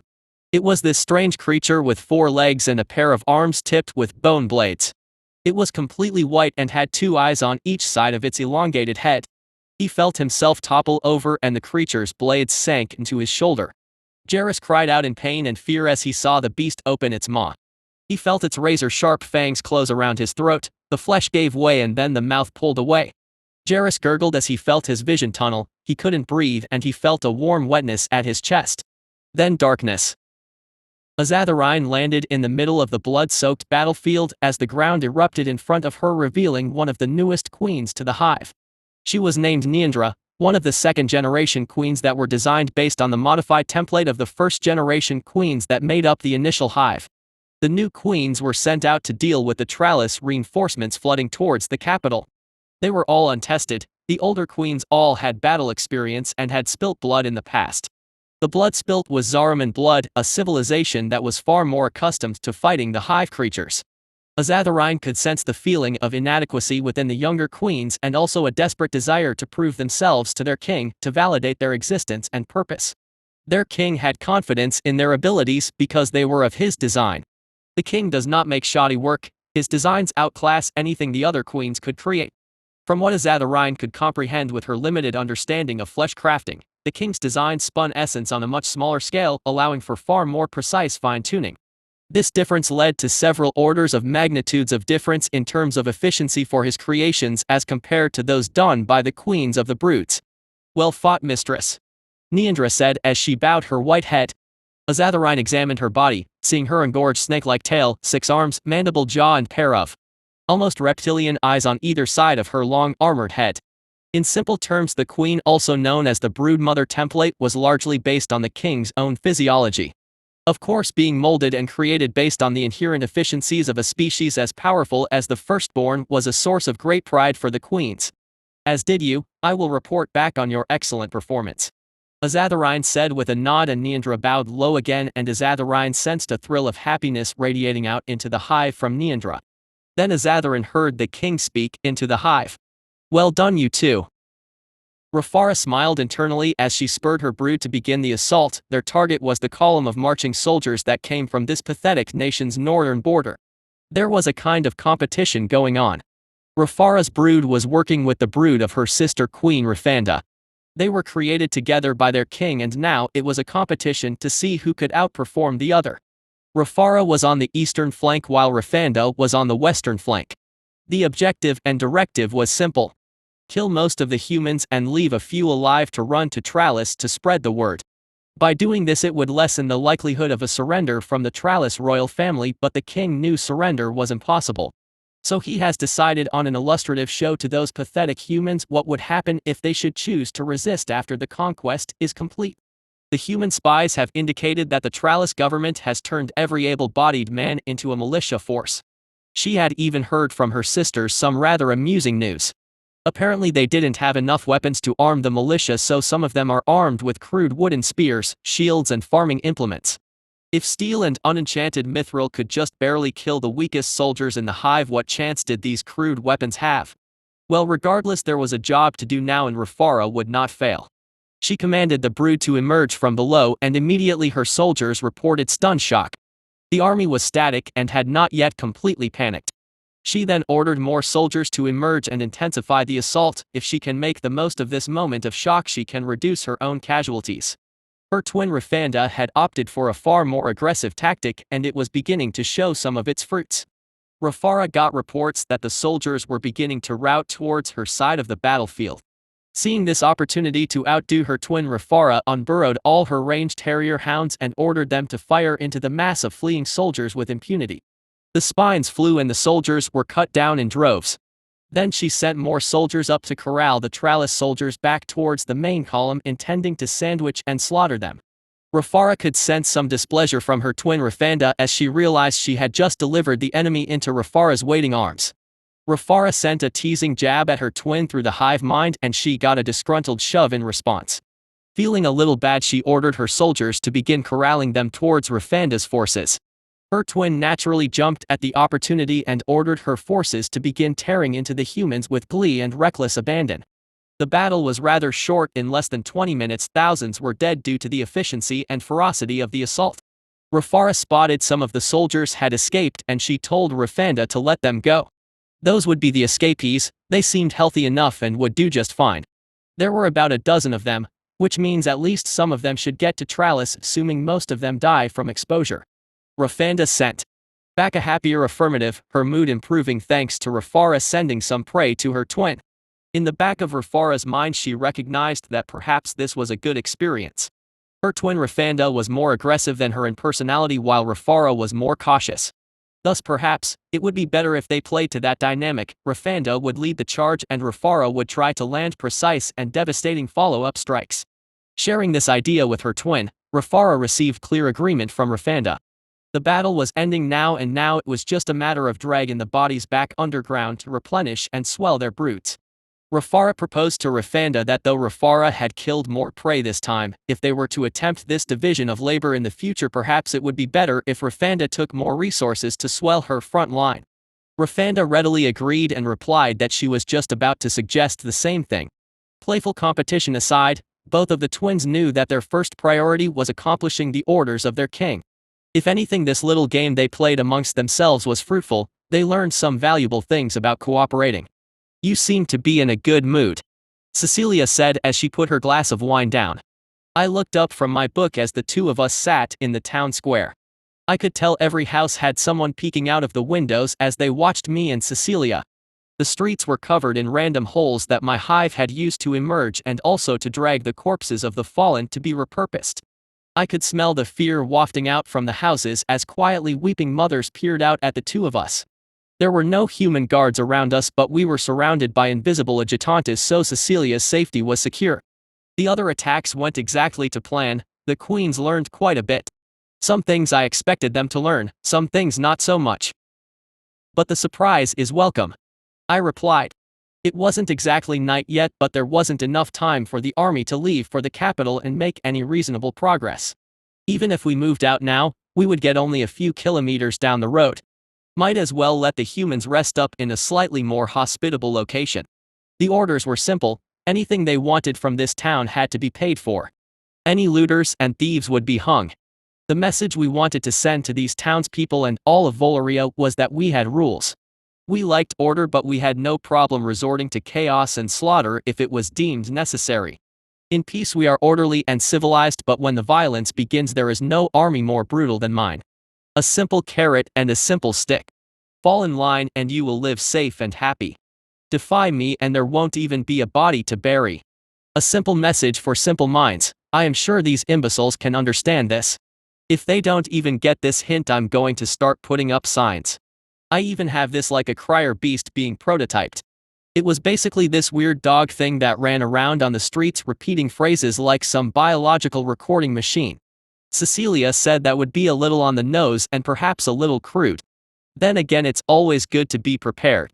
I assume the battles made the queens learn something useful? Cecilia asked. Yes, in fact, I had a feeling that loosening the leash was a good idea. The increased initiative and autonomy lends some advantages. I will need to fine-tune it a little, perhaps on a case-by-case basis. Maybe I should let Legina help me with it. I replied. You are a strange one, friend. If someone told me a year ago that a hive leader played rather loose with his hive, I would have called the person a lunatic. Cecilia said with a light laugh as she swirled her wine glass. Yet here we are. I replied with a smirk. And yet here we are. Cecilia said as she raised her glass in my direction. Besides, who knows what is strange and isn't? How many other hive leaders do you know? I asked with a grin. Hopefully you remain the only one as far as hive leaders go. Cecilia replied dryly. Hey, it's not that bad if we run into one. I said as my smile widened maliciously. As long as the number returns to 1 soon after. Chapter 86, The Little Deal. Mihaela looked on in disgust as she sat in the corner of that degenerate prince's bedroom. She half wanted to draw her sword and cut him in half right there. Throughout her long life, it always amazed her what depths humanoids could sink to. In some ways humanoids were worse than even monsters at time. At least monsters didn't pretend, they knew exactly what they were. Yes, they lie, they deceive, but they do so knowing full well it is a lie. Humanoids have the unique talent to even lie to themselves. Sometimes Mihaela wonders if this is just a unique side effect caused by their artificial creation by an inferior creature. All humanoids could trace their ancestors to the creations of the Watchers.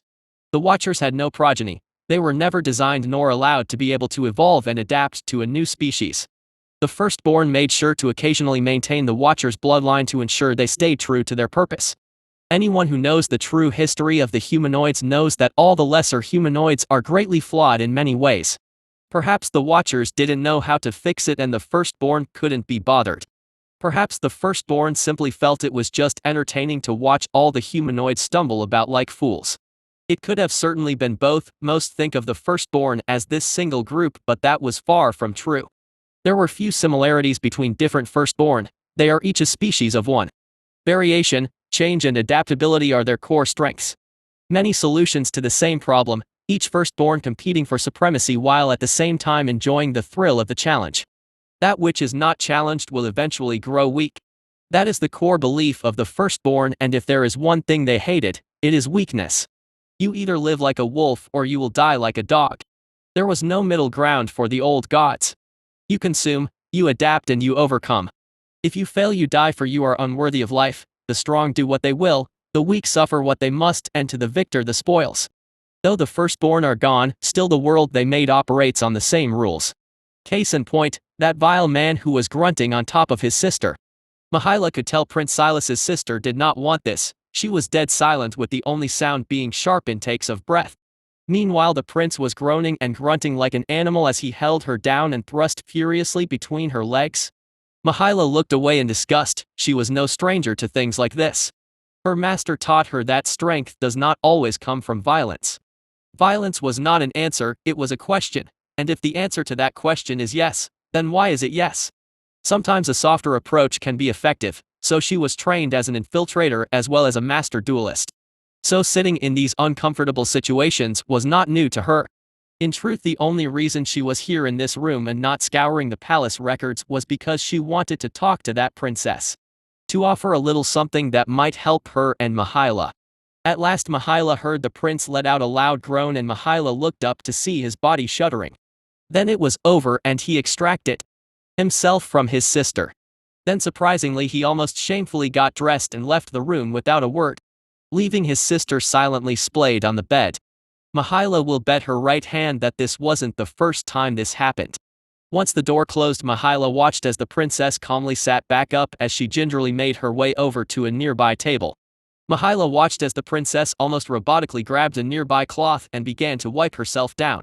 Mihaila moved until she was next to her and she saw the princess had this hollow and resigned gaze.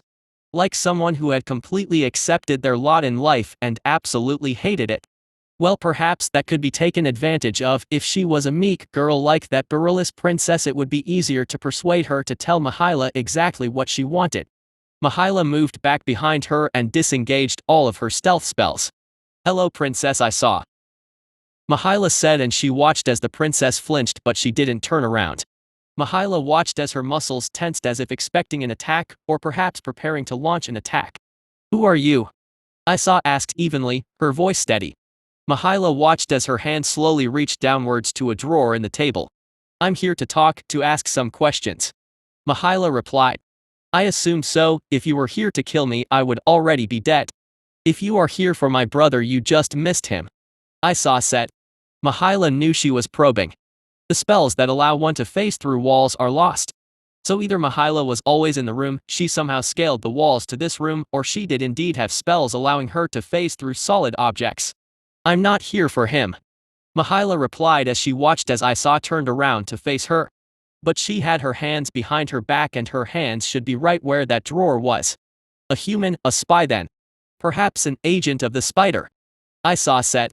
As she spoke, Mihaila could hear her opening the drawer. She was using her words to mask the sounds of the drawer. Mihaila smiled internally as she realized this princess had a rather sharp mind and steady nerves. "Fine. Mihaila will play the game. You got a knife in that drawer?" Mihaila asked with a smirk. I saw flinched as her gaze wavered, but she remained silent. Mihaila could tell she was thinking, perhaps coming up with some other scheme.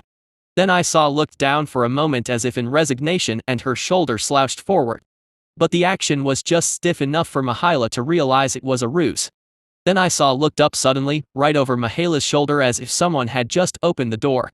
Deciding to humor her, Mihaila turned her head as if to look at what was supposedly there.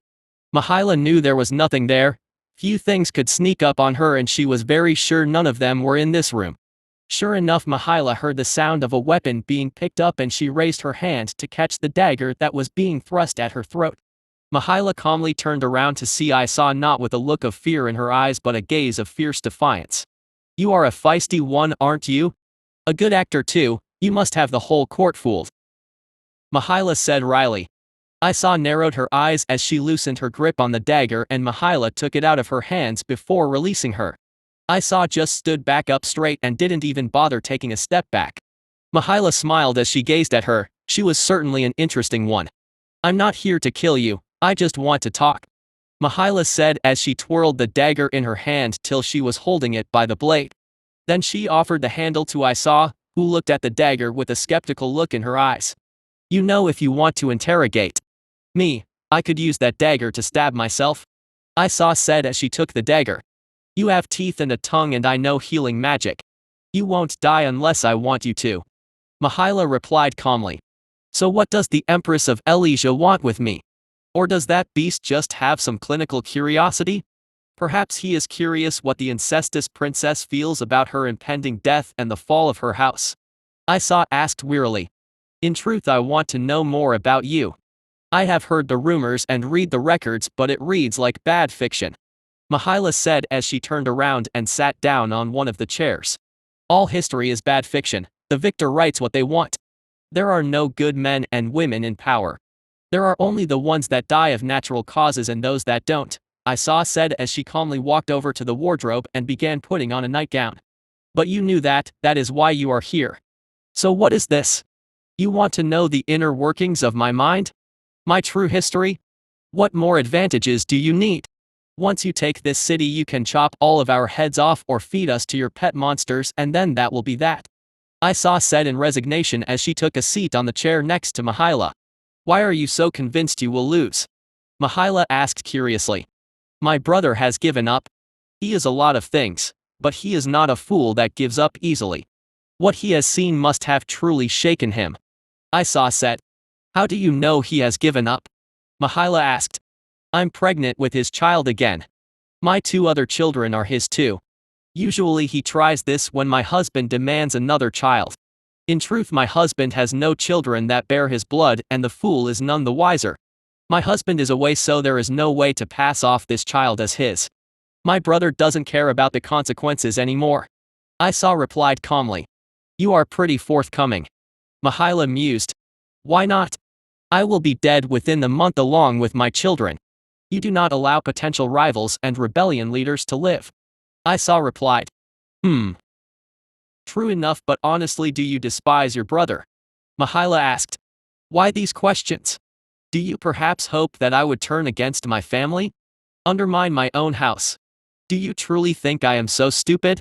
Why would I help you just for you to kill me afterwards? Because you will let me live a few weeks more? Isa asked as she narrowed her eyes. I never said we were going to kill you. Mahila said with a smile, and she smirked when she saw the shock momentarily flash across her eyes. Then her eyes were once again filled with skepticism and then anger. You think me a fool? Do not insult me, your honeyed words will win you no victories. If you wish to kill me, get on with it. Isa spat in response. You are lucky you know, princess. Mahila said as she stood up and poured 2 glasses of wine from a nearby jug. Very lucky. Mahila said as she handed Isa the glass. In response, Isa lifted the glass and downed it one swig. Will I be turning blue soon? Isa asked as she gracefully wiped her mouth with the back of her thumb. No poison, just a refreshment. Mahila said as she raised a glass towards Isa before downing her glass. A truth serum then? Isa asked. Better to drink it yourself than to have me force it down your throat? Mahila asked with a small chuckle. Do not patronize me, Elysian. Isa replied with a small snarl, twisting her beautiful features. No potion either, your highness. Mahila said sarcastically as she put the glass down on the nearby table. Then what is it? Why are you here? Isa hissed, her patience clearly running thin. Like I said, I never said we were going to kill you. Your average human ruler would see you as a threat. But an ancient beast may see something else. Mahila said. This got Isa's attention. The beast is not a pet? Isa asked. Fortunately for you, no, Elysian culture finds Volarian culture repulsive, even more so considering Elysia is ruled by a woman. Much of your way of life will not survive, but not all of it has to die. Lives can be saved and peace can be won with less sacrifice. Isn't it easier for the people to accept a Volarian woman ruling them as compared to foreign invader and a monster? Far more palatable alternative, wouldn't you agree? Mahila asked. By having me rule, it would help bridge the gap. It would be easier to accept that the Empress is a woman. It would make Volaria easier to rule. Isa said as she sat up straight, now understanding the point of the conversation. Rebellion to an extent is inevitable with the Empress on the throne.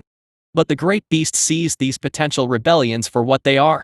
To him they are mild inconveniences at best. The Empress and the beast has visions and ambitions long past this war. This war is only the beginning, they have far greater designs. The offer is simple, really, princess. Would you like to be part of this future that they wish to build? Mahila asked as she offered a hand to Isa. You mean a future as a puppet and slave?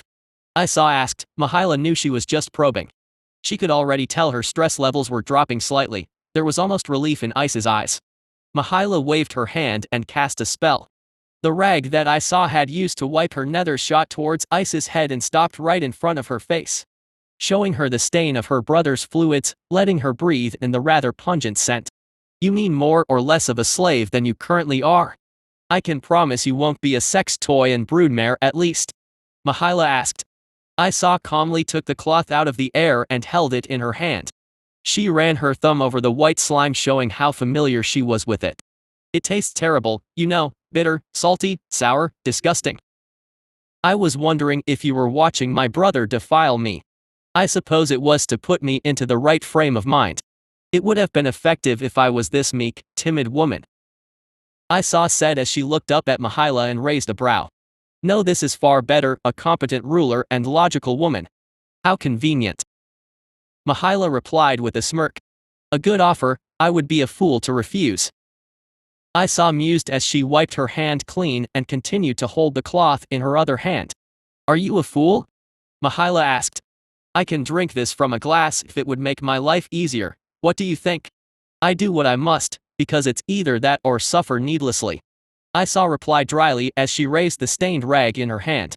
Excellent, now I have some more questions. Mahila said with a grin. We might need more wine, I'm getting thirsty. Isa replied. Silas stumbled back into his study, his head pounding from the copious amounts of wine he had consumed. He could feel the guilt gnawing at his heart as he thought back to what he did to his sister. It was good, wasn't it? Shut up. Silas hissed out loud as that familiar voice echoed out in his mind. You liked it, her wet tightness wrapped around you. Shut up. Silas roared as he grabbed a nearby bottle and threw it at a random wall. He had this voice in his head for as long as he could remember. The nagging, smug voice that ate at his mind. It always stoked his worst inclinations, his darkest thoughts, his most profane desires. Very often it gave good advice, if one could call it that. It would tell Silas the best tactics, the best way to do things, the best way for him to derive the most pleasure from life. Silas's mother died a year after bringing Isa into the world. She hung herself in the royal bedchamber after discovering she was pregnant with another child. So Silas never had a motherly figure in his life. Perhaps that was why he always craved female affection. Silas suspected this part of his life was why he desired his sister for as long as he could remember. He remembers noticing that she was slowly developing into a woman. She was getting curves, and he remembers seeing the modest mound at her chest. Silas knew it was wrong, but he couldn't help it. The first time he lay with a woman, his mind was on her. When he found out that his sister was engaged, the voice came in earnest. It was odd, it didn't even sound like his own voice, it sounded like it belonged to someone else. A voice that is both extremely foreign yet extremely familiar. He could still remember the dark whispers that led him to do what he did. The words poking at his soul, pulling right where it hurts the most. The voice knew exactly what to say, it was like a demon on his shoulder.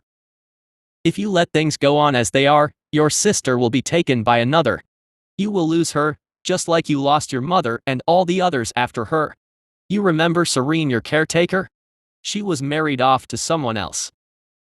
What about that other noble girl you fancied? What was her name? Ah. Furion. She has someone else's child in her belly as we speak. Will you let that happen again? Of course you are a weak coward. You always were and you always will be. That voice uttered those words the night he found out about his sister's engagement. This went on for hours, and finally past midnight he cracked. He still remembers barging into his sister's room and forcing himself on her. Reminiscing on that beautiful night? Quiet. Silas hissed in response. I know you loved it, I don't recall another time where you had a better time. Silas grit his teeth as he listened to the voice mock him. The worst part about it was that it knew when to shut up. When out in the field or in public it would shut up mostly and offer good advice. This man is disloyal, the soldiers are lazy, the enemy is fragmented. Its words were always true. In the back of his mind he knew he did enjoy forcing himself on Isa. She was better than any other woman he had laid with. Every time he saw their children he felt this wave of happiness as he gazed at the children they made together. The voice even knew when he had impregnated her. On that note, you just made her pregnant again. If you do exactly as I say, you will win the battle. You will live to see her belly swell with another child. The Archdeacon Alistair smirked as he spoke with that wayward prince. His mind connected to the prince's through a deal he struck with his ancestor. His ancestor, that mercenary lord, couldn't have overthrown such a large house on his own. So he made a deal with an archdeacon, he made a deal with Alistair. At first Alistair had no idea this bloodline would be this useful. That was before he found out about the prophecy with that Elysian princess. He never imagined at the time that a little petty fun could have turned into something so useful. This has been the most fun he has had in thousands of years. The return of the firstborn, his little gift of that ancient book. It was exhilarating to compete with his rivals, to pull the strings. The syndicate, himself, the ancient hero Mahila, and as for the rest of the ancients, they won't be far behind. Alistair was merely backing the winning side. Someone must hold the most favor with the firstborn. His deals won't work with the firstborn, his deals cannot bind them.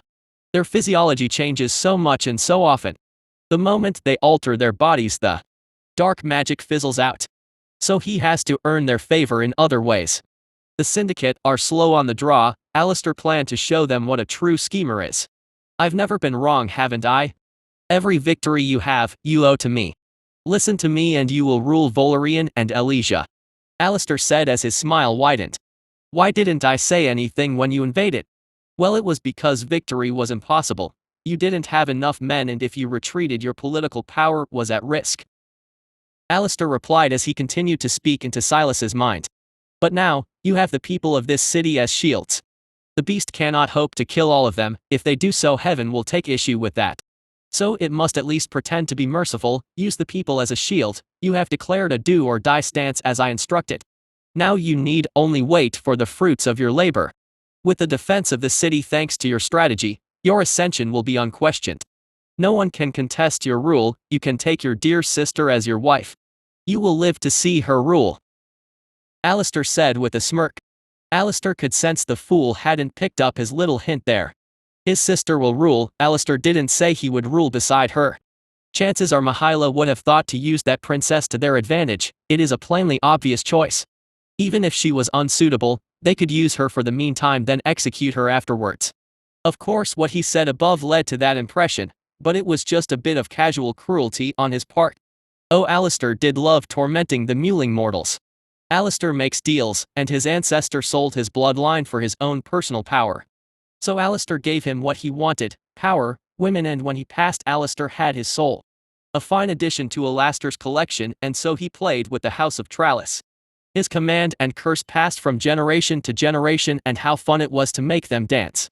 Humans were so stupid and easy to manipulate, with their fleeting lives trying to scrabble at every scrap of power. It made them easy targets for Alistair's deals. You will get everything you deserve, Prince Silas. Chapter 87, Beginning of the End. Amphrey stumbled towards the gate, her white robe stained brown with mud and blood. She still remembers, she can still see that scene playing in her mind again and again. The sight of her friends and companions being slaughtered by that great beast.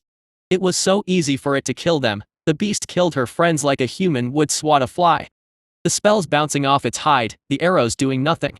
The sheer power of its attacks overwhelmed their defenses in an instant.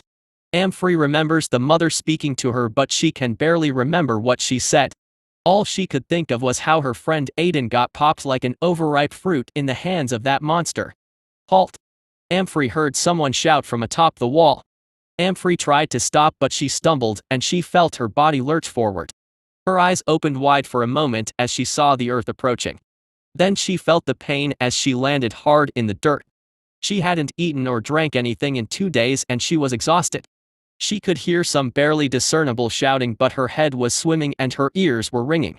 She felt her head pound with a dull throbbing as her consciousness faded. The last thing she heard before it all went dark was the sound of the gate raising. In an instant, Amphrey was back with her friends. She was sitting around a fire as the group celebrated their latest victory against a small wyvern that had strayed too far from the mountains. It was a tough battle, but they won, and now they could return victorious to claim their reward. She remembers their laughter, her friend Gaston who dug eagerly into a skewer made of wyvern flesh. Victory sure tasted sweet, or was that the seasoning? She could hear them speaking in muffled tones. For some reason her hearing wasn't that good. She's probably from Valor. The Elysians sent survivors to the capital with every attack. I'm guessing she's the one that's supposed to come from Valor. Her friend Marin the mage said. Her voice sounded different somehow. What were they saying? Valor. Elysians. Poor thing, I think she hasn't eaten or drank anything in days. Her friend Gaston the warrior replied. Again the voice was odd. It sounded older than she remembered. At least we know what happened to the missing gold rank team. They must have snuck out past the lockdown. The records said many of them were born in valor. Her friend Marin said calmly. Fools. What were they expecting to do with just one team? Gaston said in a pained voice. Hush, we should not speak ill of the dead. We don't even know if the entire adventurer guild would even make a difference. The ancients defy all rules and we have no idea how old the great beast of the Elysian woods is. Her companions are already dead. Let them rest, they can suffer no more. Marin said, her voice cracking from sorrow. Dead. Her friends were dead. They were dead. Amphrey's eyes widened as she saw her friend Aiden pop like an overripe fruit. Her vision went red as his blood and flesh splattered across her face. Amphrey froze in shock. She reached up to wipe her face. To her horror, she saw her friends all dead on the floor, impaled by spines made of bone. She looked around and saw the destroyed ruin of valor, and it all came flooding back. Guild Master Gavril spun around as she heard the poor girl scream. Gavril saw her clutching her head as she screamed, her voice hoarse and cracked, cries of anguish pouring from lips cracked by days of dehydration. Instantly Gavril sprang into action as she grabbed the water skin she had placed next to her bed. She stuffed the mouth of the water skin into the poor girl's mouth, and on instinct she began greedily gulping the water down. Gavril knew no matter how distressed the mind was when dehydrated or starving, the mere contact with food and water often causes the person to instantly attempt to drink and eat. It's not always the case, but it happens often enough for Gavril to attempt it. Gavril let her take a few gulps before ripping it from her mouth. She has potentially been dehydrated for days. It's not a good idea for her to drink too much water at once. The poor girl shifted her hollow gaze to Gavril in confusion, and Gavril sat down next to her on the bed. Another perk of this water skin trick was that it also helped calm them down somewhat from the initial hysteria. Adventurers that return from decimated teams are often in this state. These poor souls were often injured with festering wounds, dehydrated, starving, and most of all traumatized. The human body is a tenacious thing. It would often keep the person going until they arrive at relative safety before collapsing. The will to survive is powerful. Gavril knew this all too well, having been a mithril rank adventurer herself in her youth. It's okay. You're safe now, Gavril said soothingly as she rubbed her back. But the moment she said that, the poor girl flinched. Amphrey, right? You're a priest registered with the guild, Gavril said, trying to divert her attention. Most parties only had one priest, and the missing team also only had one priest called Amphrey. This girl was also dressed like one, so logical deduction dictated this was her. Yes. I'm Amphrey, the girl said, eyes hollow and voice soft. You're safe now, you're in the capital, Gavril said soothingly. Gavril watched as Amphrey's gaze flickered for a moment before welling up in tears. She shook her head as tears rolled down her cheeks. We aren't safe. The monsters are here, Amphrey replied numbly as she looked up at Gavril. This place is a death trap if you decide to fight. You need to surrender, Amphrey said, her eyes wide in terror. Are you the only survivor from valor? Gavril asked as she gazed at Amphrey's cracked gaze. No. The beast spared the civilians, but all the combatants are dead. It said it was going to use the dead bodies to make more of those monsters. Fire choked out before gagging and vomiting out the watery contents of her empty stomach right onto her lap. Hang on, you said the monsters are here, Gavril said. The beast told me to go to Trallis, or I would suffer the same fate as mine. Amphrey began, but she ended up gagging again, and a thin stream of bile and saliva dribbled from her lips. As your friends, the report said the beast has a burrowing hive, Gavril said as she turned to look behind her and looked at her longtime friend and mentor Gareth. He was an aging man, with a white beard and white hair. He used to be the guild master of the Trallis Adventurer Guild, and he had remained as an advisor to Gavril. Gareth sent some letters to his contacts in the Verakrama Adventurer Guild. Their assessment is bleak. The best advice they could give was to surrender and pray that the beasts do not slaughter everyone. The Verakrama Adventurer Guild have been kind enough to send some estimates on the hive size based on combat capability. From what Gareth and Gavril had determined, they were facing nothing less than a hive that was the size of every Armazafchund hive in Zarama. Hives became more powerful the more numerous their ranks. Their power growth is exponential. They are a gestalt intelligence, which is essentially a mind made of many smaller minds. The more creatures in a hive, the smarter it gets. This is concerning on many levels. As far as they could determine, the great beast of the Elysian woods was an ancient creature. The ancients were both extremely powerful and intelligent. Combine that with the intelligence boost from a hive mind that large and you end up with an opponent that can most definitely outwit any human alive with trivial ease. What do you think, Gareth? Gavriel asked. This sounds like the final nail in the coffin. Gareth muttered. All right, we'll go with the plan then. Gavriel replied. Yes, some of the adventurers may disagree, but if they refuse our terms they will be evicted from the guild. I will not have the promising youth of this guild be squandered for that prince's suicide pact. Gareth growled. Indeed, just because he is a dead man, it doesn't mean the rest of us have to follow him into hell. Gavriel muttered in response. I observed the city from the comfort of my trusty cushion, and yes, I did drag it all the way here. If the officers and Cecilia get fancy beds and food, I want my cushion. The intelligence was right. I could see teenagers drilling with wooden spears and pitchforks in the street. Women were making what looks to be alchemical substances in pots in the city square. I sent about 100 adjutant spies into the city. Mahala's estimation was right. No one in the city could detect them. I even had one dance in front of Scryer Mage for fun, and still nothing. No one knew there were 100 very dangerous monsters just walking around their city like it was an average Tuesday. All of Serena's spies have been told to gather at a certain discreet location by dawn tomorrow so that they aren't caught in the fighting. Some of them were men, so they were pretending to prepare for the attack tomorrow, but at dawn their commanders would find them absent. The intelligence was so complete I knew everything about that city. Mahala has been snooping about their planning archives and told me their plan. It was frankly a plan born of lunacy, but I guess this is an interesting case study. Don't play the fear game too much with humans or they go a little batshit crazy. What's on the list now? Putting wooden spears and pitchforks in the hands of untrained men and teenagers. Suicide bombers that were supposed to deliver large amounts of explosive alchemical materials into the swarm. On the note of suicide bombers, that's a really bad plan. Do they think I'm going to swarm along the streets in a neat tide? No, the hive is not going to do that. It's going to be everywhere all at once. So if you blow yourself up, you will most definitely take out some of your own people along the way.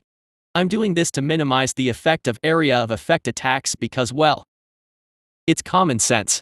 You don't shoot a bomb into a place with friendly targets, especially when you need every man you can get. Humans aren't like my hive. They can't just die and be reassimilated and replaced. It takes like what? 18 years to raise a human? At least 2 years to train a semi-competent soldier. You know what it takes to make the basic run-off-the-mill hive infantry soldier? The same kind of soldier that can take on your average human on equal terms? 4 hours. That's all. As long as I recover flesh and ether, I can make a basic soldier in 4 hours. Technically not even flesh actually. I found a way to supplement the creation of more members of the hive with wheat and other vegetation. It was significantly less efficient, but it was a good way to use excess food that was going to just rot away anyway. So, wait a minute. Oh, now this is interesting. I zoomed in on a scene of a soldier kicking a teenage boy into the dirt. The teenager was in tears and blubbering like a child. There's an adjutant nearby, so let's have a look. The attack is scheduled for tomorrow. The plan was simple. My hive breaks in and causes chaos, the phoenixes and I sweep the walls. Then the humans rush in and secure the city. After the terror of my hive swarming them from below, chances are the defenders will throw themselves at Elysian army's feet for protection. Naturally, the Elysian army will be ordered not to kill any humans that have surrendered and to avoid killing them. The lack of fighting from the humans thus far also means the Elysians aren't out for blood, so revenge killings are unlikely considering there is nothing to avenge. This part is also part of the plan from the start. Well, that and the fact that Cecilia felt letting the human soldiers see my hive dragging mutilated corpses underground would be traumatizing if it happens too often. So yeah, we have been keeping it to a minimum. Anyway, let's see what these two are shouting about. Now let's see. A little closer. The soldier just kicked the boy hard in the back as he tried to stand back up. He toppled forward onto the dirt of the training yard, landing face first in a muddy puddle. The boy's dinky wooden spear lay in the dirt next to him. The spear looked to be just a broom handle that had a sharpened point. Are they seriously going to try to kill my soldiers with that? The things humans do when pushed to the brink. But this is exactly where I want them to be. On the brink and desperate. I want them to throw anything and everything at me and then I will swat them like a fly. This will break most of the resistance of the occupation. Accept the human occupiers or face the monsters, a simple enough proposition. This scene was exactly what I wanted to see. The boy was sobbing as he raised his head out of the mud. The soldier responded by stomping on his back and the boy's face ended back into the puddle. The filthy water bubbled as his limbs failed. After a few seconds the soldier released him and the boy raised himself up gasping for air just for him to receive a kick in the ribs by the soldier. I could sense it in everyone around this little scene. Their stress levels were through the roof. I'm honestly amazed some of them haven't passed out. In a sense, all this stupid preparation was a good move in the short term. It kind of counts as a distraction. It lets the people pretend that they are doing something to prevent the fall. Kind of like stacking sandbags to stop a tsunami, if you pretended that actually works. The soldier was now screaming at the sobbing teenager as he curled himself into a ball on the ground. "What do you think you are doing here?" the soldier screamed, his voice so loud it cracked. "I don't know." The teenager sobbed out. "We are trapped here. We have nowhere to go." The soldier screamed, the veins in his neck popping and his face beat red. "Say it." The soldier screamed as he reached down and grabbed the boy dripping wet hair, yanking him screaming up until he was on his knees. "Say it. You have nowhere to go." The soldier screamed.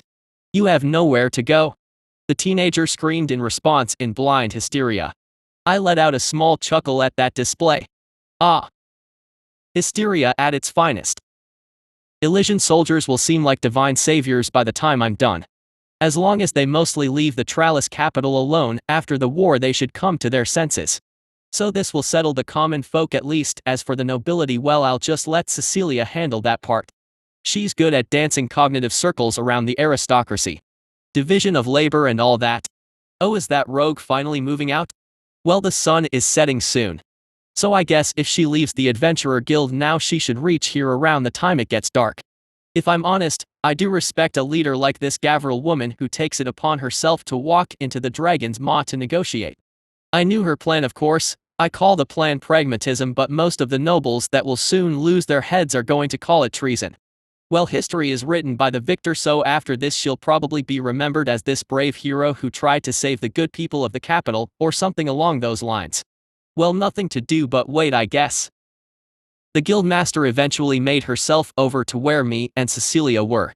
I looked over to Cecilia, who was relaxing lazily on this velvet couch that was hauled all the way from Averlin. She had a book in her lap as she swirled a glass of wine in one hand. Her red hair cascading over her shoulders and her demeanor betraying that fact that she was completely and utterly relaxed. It was the demeanor one would usually adopt in the comfort of their own home, not one you would adopt on the eve of the deciding battle of the war. "What is it, friend?"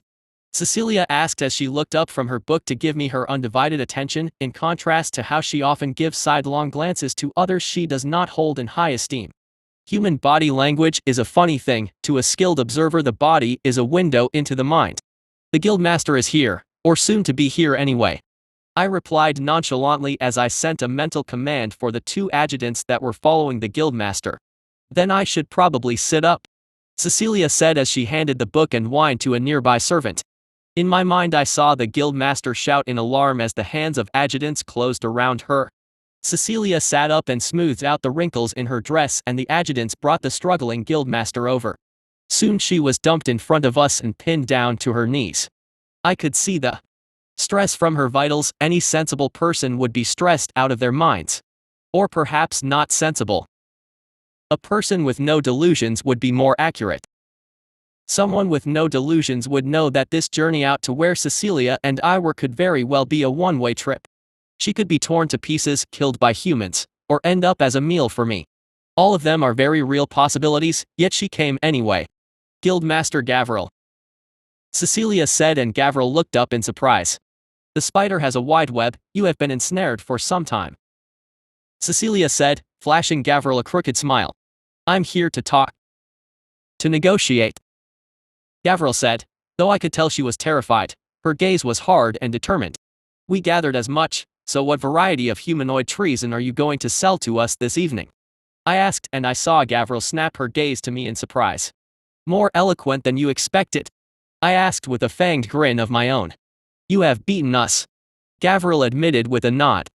We know, that's why you are still alive. When the sun rises on the morrow, Trallus's fall will begin. Cecilia replied. But does it have to end in slaughter? Gavril challenged. That depends on you humans. I replied as I shifted my body and darted over to Gavril. I saw her flinch, but she held her ground. Her eyes betrayed her shock at how quickly I can move despite my size. I made sure Cecilia still had a clear view of her, but I also made sure Gavril was bathed in my shadow. You got my message. Surrender and no one will be harmed. Resist and all who raise a blade will die. Rather clear and straightforward, wouldn't you agree? I asked as I tilted my head in a similar way that an animal would. An intentional gesture to create unease within her, to see a creature that speaks like a human yet behaves like a beast. Doubly so for someone as knowledgeable on beasts as the guild master of an adventurer guild. Many do not believe your promise of mercy. Gavril replied. At those words I leaned backwards for a moment and flashed a fanged smile. I saw the stress in her body decrease, but only slightly. I had backed off and reduced the threat, but she mistrusted this state of affairs. For good reason. I lunged forward, maw open, and I saw her eyes widen in shock. She instinctively tried to turn but was still held down by the adjutants. I snapped my jaws shut an inch from her nose and I could see her heart hammering in her chest. I let out a low bestial laugh as I breathed all over her, which isn't going to be pleasant for her nose. I haven't brushed my teeth since the moment I was born and I ate raw meat. Your belief is not my concern. I said. This was a lie, of course. I didn't want them to go batshit crazy and get themselves all killed. That was the whole reason I wanted the humans to come in after the hive to secure the city. Only your actions are my concern. So what do you want to speak about? I asked, and I saw Gavril gulp as she began what was likely her great gambit. Actions. Treasonous actions. Gavril said softly. At those words I smiled as I laughed and responded. Now we're talking. Chapter 88, Safety Zones. Silas seethed as he listened to the report from one of his generals. The attack was supposed to be today, but that bitch in the Adventurers Guild had somehow persuaded them to delay it for a day. The Adventurer Guild has seized several districts. These regions have been designated as safety zones, and those zones will allegedly be spared from the beast's wrath. No beast will enter the security zone, and order will be kept by the adventurers. The condition of such a safety guarantee is that no armed soldiers are to be found. Soldiers may enter, but they must be disarmed and unarmored. One the generals said as he read off from the report. The Adventurer Guild must have secured this agreement ahead of time. It isn't possible that they did all this the night before. What's more, Guildmaster Gavril would have to present these safety zones to the Elysians during that meeting. Another general said. Traitors, all of them. We should seize these security zones at once. One particularly young general shouted. Unwise. Part of the agreement is that the moment we attempt to take those safety zones, the great beast will initiate the attack immediately. The Beasterians were clear. Chances are the hive is right under our feet. An aging old advisor said. If my brother hadn't failed so catastrophically in Elysia and come back with his tail between his legs, we might not be in this situation. Silas's brother said from the side, and Silas felt his eyebrow twitch. Silas shot a glare at his younger brother Dallin, who bore similar features to him. Curly brown hair and brown eyes. White skin that was slightly darkened by an olive hue, and he had this lanky physique in contrast to Silas's well-built body. If I died in Elysia, who would lead the defense? You.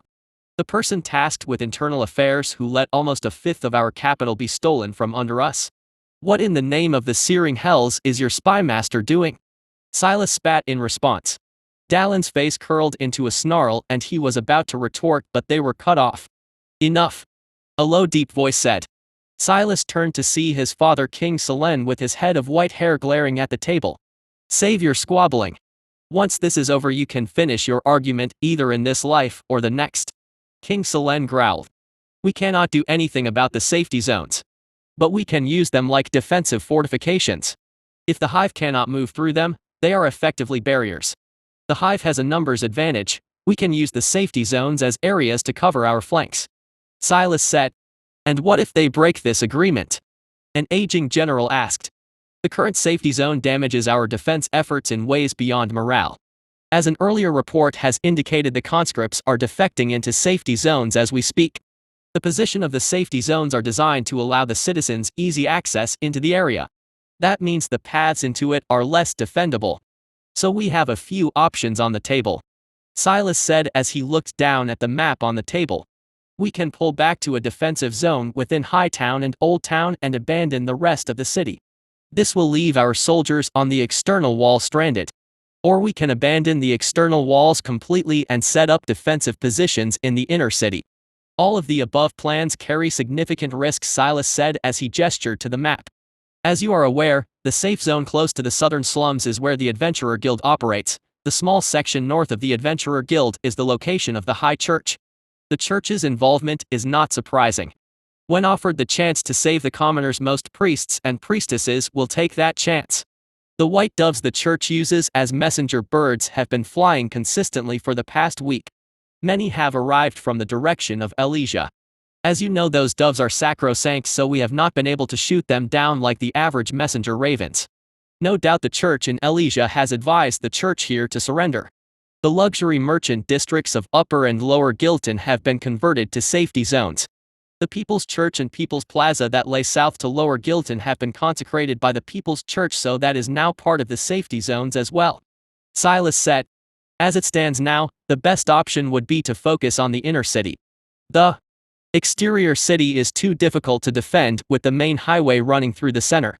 The highway is designed to accommodate military parades, so it's extremely wide, making it difficult to defend. Now with the security zones, it makes it even riskier to defend. Silas said as he took a brush stained with red ink and began to draw on the map. These are the main gates into the inner city. The gates facing South Town and the southern slums are easy to defend. As per the original plan, since South Town and the southern slums are primarily made of wooden structures, I have filled them with barrels containing flammable alchemical substances. We will then light the two areas with fire magic and turn them into walls of fire to block the advance. It won't stop the burrowing hive, but it will block off any human advance and potentially catch some Elysians in the fire. The People's Plaza blocks one of the gates and the High Church blocks another. The sheer amount of commoners compacted into those locations will limit the Elysians' avenue of attack, which leaves most of our soldiers available to hold the area inside the inner city and the inner wall. It would be best to pull most of the soldiers from the outer city and just have some soldiers tasked with guarding the main gates and choke points to slow down the Elysians. We can expect the main fighting to be within the inner city. Destruction will be rampant, but if the Elysians wish to rule Valoria after this battle, they will have to use restraint. We can use that to our advantage, Silas said. Or perhaps they don't care and simply intend to use fear to suppress the population. Dallin muttered in response in an obvious attempt to provoke Silas. If that was true, then they can just collapse every building in the city by destroying the foundations of the buildings from below. Then they contaminate the groundwater. If you recall, Tralis is supported by a massive underwater reservoir that fills from the river to the west. Then they sit and wait for 2 weeks and watch us tear each other apart in desperation, the royal bestiarian said. If their plan is total destruction, then the great beast can just fly and rake the city with fire. So the only viable defense plan is to assume restraint, Silas said, and the generals all nodded in agreement. So are we agreed on the plan? Silas asked, and everyone except his brother Dallin and his father the king nodded in response. Good, prepare what you can, begin pulling the soldiers back. Try to maintain what order you can, Silas said with a nod that was returned by the generals.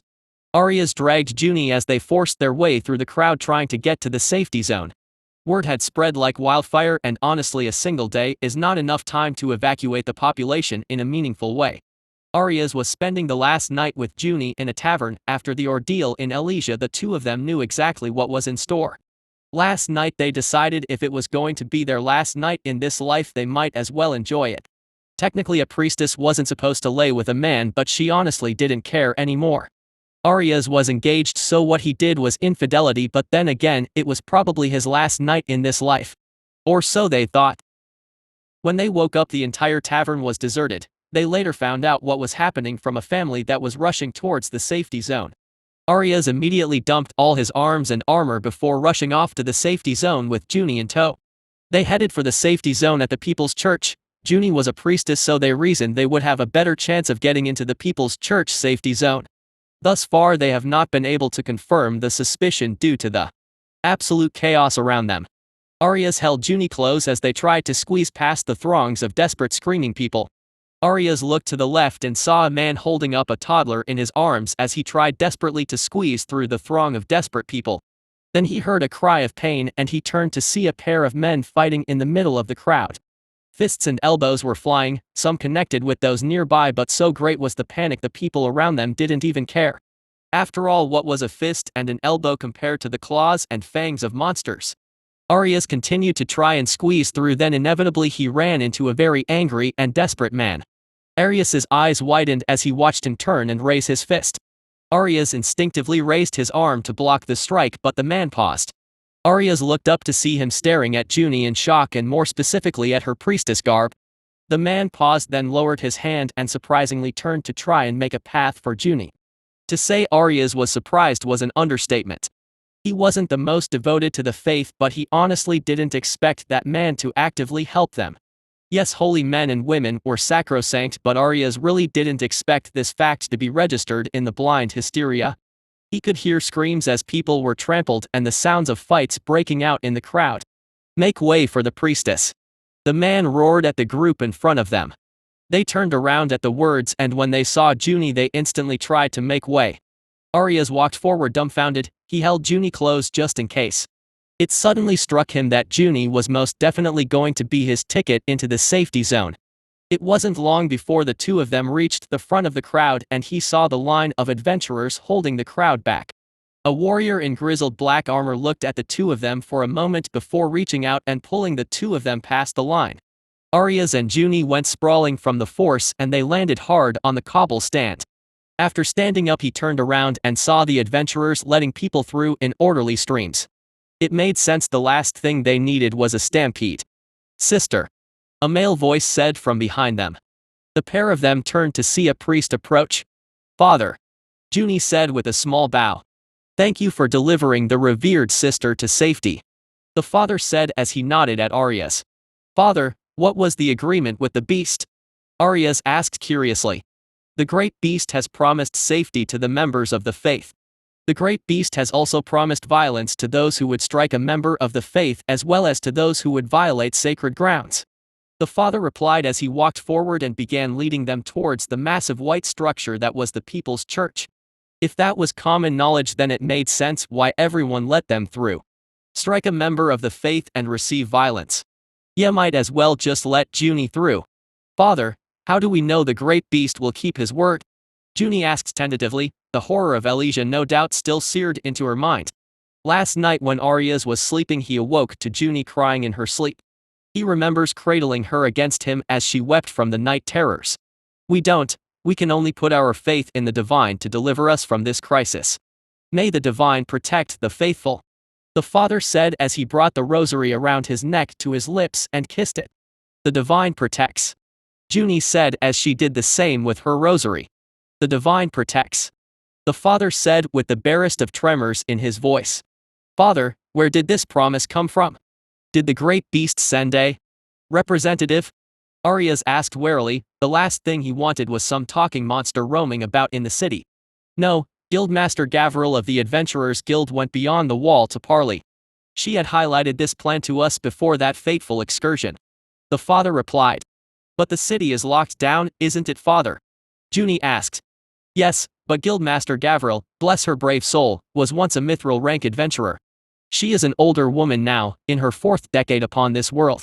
Yet she grew old in a profession where most die young. That fact alone should give some credence to her abilities," the father replied. Arias continued to follow the father deeper into the church. Then he saw someone emerge and he balked visibly at the sight. "Mother Justina!" Junie shouted as she ran forward, and Arias watched as Mother Justina turned in surprise. "How the hell is she here? Shouldn't she be in Elijah? Father Ingram, did she just arrive? I was looking for her," Mother Justina said as she looked up at Father Ingram. "Yes, this young man was escorting her through the crowd," Father Ingram said. "You are dutiful. I charged you with bringing her safely back to Elijah. I didn't expect to find you guarding her still." Mother Justina said gently. Well, I couldn't just let her wade through that by herself. She might get trampled. Arias replied as he averted his gaze. He definitely didn't deserve this praise considering the two of them were a tangle of sweaty and shuddering limbs just the night before. Mother Justina, how are you here? Junie asked. The Elysians brought me along as a witness to their deeds. I persuaded those that I could to surrender and I ensured that the war was conducted in accordance with the laws of the divine. Mother Justina said wearily. Was it? Arias asked tentatively and Mother Justina nodded slowly.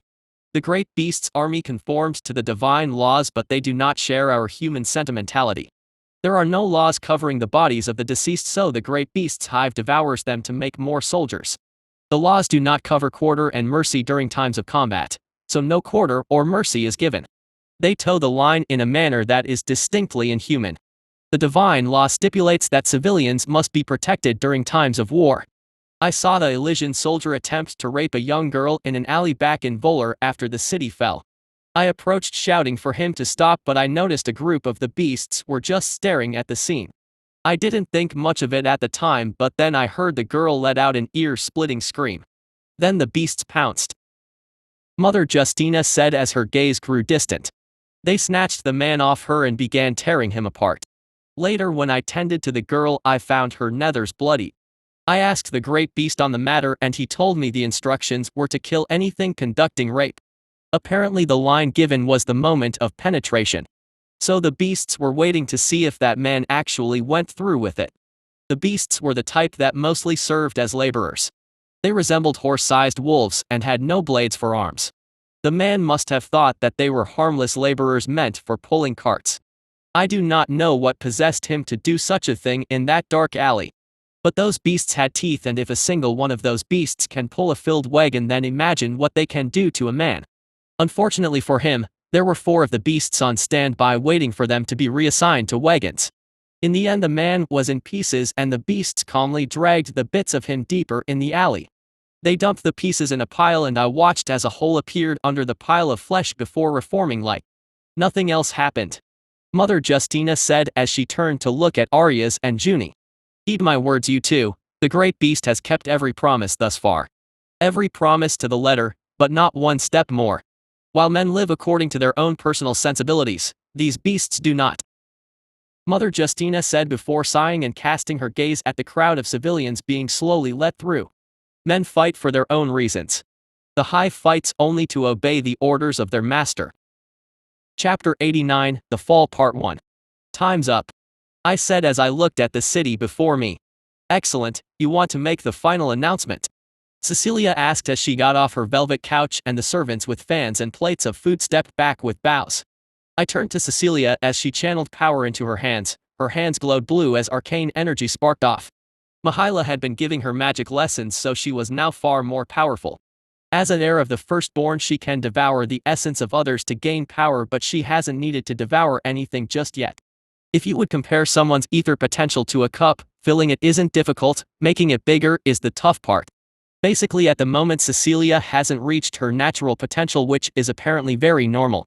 Heirs were naturally very powerful for humanoids, to give a little context, apparently the first humanoids the Watchers were all heirs. It had something to do with how my predecessors created the Watchers. So since the Watchers made all other humanoids based on themselves, apparently this heir stuff is some kind of recessive gene that was passed down from the Watchers. I look forward to actually trying out my new tricks. Cecilia said as a wide grin as her hand sparked. Well, it would leave an impression. I replied as I spread my wings and sent a mental signal to my modified flyers and the phoenixes. I have made sure to keep my phoenixes hidden, they have had only one major engagement and that was at Borealis. So Tralis has no idea my phoenixes exist. One last push for surrender, with little grandiose intimidation. I took off into the air right as I heard the horns being blown from the human army. I could immediately sense the ripple of fear across the walls. I flew high up into the sky and as I did so I saw my flyers and the phoenixes descend out of the thick clouds. I could hear screaming from below in the city, kind of shocking huh? Seeing a dozen phoenixes in the air above them. That's right, the phoenix, the jewel of the Elysian Empire. The power that made the Volarians stay the hell out of Elysia all those millennia ago. The Elysians only had the red fire phoenixes, and Azathrin is a white fire phoenix born in the final stages of the age of the firstborn. Now then, time to send my message. I ordered the flyers to descend. They were basically giant flying megaphones that were designed to send a message to a besieged population. They proved quite useful throughout this campaign, with them shouting demands at the entrenched cities. They were especially useful as a final warning, like a surrender now or die kind of deal. So now, without further ado, the message. Attention, slaves of the false king. This is your final offer to surrender. You have 10 minutes to open the gates. If the gates are not opened, I will open it myself. If you wish to surrender, remove yourself from the walls or be incinerated. My children will not strike any unarmed man, women or child. If you are armed, then my children will feast. Well, that's about as clear as I can make it. Now let's see what they will do. The plan is pretty obvious, honestly. I knew they were going to burn the slums and the south town beyond the walls. I don't really mind, that's on them. When we win, we can just pin it all on them. The people will be more willing to work with those that rebuild the city rather than those that attempted to burn it down. Mihaela has been giving us some great intelligence. Cecilia placed a small force at the south side just to make them actually burn the slums. The thing is, a firewall keeps us out. Well, not really. My hive can burrow, it just keeps the humans out. But what it does do is keep them in. They are basically building a cage and removing a path of escape. Still, something about this plan bothered me. Yes, it can be construed as a group of corrupt nobles doing everything they can to stay in power, even if it means burning the world around them to the ground. But yet something about this defense plan seemed like there was an invisible hand. Perhaps it's paranoia or intuition, but the feeling was there. An invisible hand is not just a conspiracy theory either. The book I got early on was from my friend Down Under, who was named A. It's definitely not Australia, and there are some demons with names that start with A. There was Asmodeus, the demon prince of lust, Astaroth of the Arscotia, who are this kind of demonic nobility, Alistair the archdemon, who serves the demon prince of greed, Mammon, and maybe Azazel the traitor angel. Then there was the Syndicate, who I have not seen hide or tail of. The only thing I know about them is that apparently they are fighting a war in the north against heaven. Apparently this is very strange, since the Syndicate prefers to operate in the shadows. If they are the type of organization I think they are, they would be quite vulnerable to attrition, since they will struggle to replace their numbers. The rumors also say they are looking for something, but for that whole thing I have no idea on their accuracy. It was kind of like the rumors where someone says I heard it from a guy who knew a guy. I do have some suspicions that Mihaela came from the north, that was how she knew about me, but then again, no confirmation. So I am not nearly naive enough to think external hidden influence is completely off the table. Mihaela found me after all. She has been rather tight-lipped about herself and why she is here. Thus far she hasn't exactly divulged many juicy details. But she's useful, so I decided to leave her as is for the moment. The basic plan is that since the Volarian crown seems intent on walling themselves in the inner city, then we could just let them sit there for a while. Cecilia will deploy her cavalry on the south side to prevent any desperate escapes. The Averlan forces will also be deployed there to bait out the firewall. We won't let them actually get caught in the trap, but Cecilia and I both agreed it might not be the best idea to let them into the city first. They did suffer under the Volarians the most, so them being in the city had the highest chance of unwanted incidents. We will let them in later, but that's after the fury of battle has ended. The first objective will be to secure the outer city, because that is where most of the people are. Honestly, the humans don't really concern me, it's how the church feels about me that matters the most. When heaven inevitably shows up, I will need them to put in a good word for me. So a relatively humane and non-destructive occupation was needed. That means dead soldiers and the civilians must be unharmed. Mostly. The assault will be in 2 stages. The first is to secure the outer city, then we move on to the inner city. The defenders will most likely attempt to fire magic and other projectiles into the outer city, which will cause civilian casualties. So when the Elysians and my hive end up protecting the civilians from attacks from their own soldiers, it will look really good for me. Plus, Berlis has been secured and the wardens are back over here thanks to a little surprise I cooked up. It's a rather dramatic showcase to the people of Tralis that will require very specific timing. But that's for the final phase of assault. The whole attack could potentially take a few days considering the complexity of the operation. I don't have the resources to assault the entire city at once, so at least at the initial phase I need to focus on the outer city.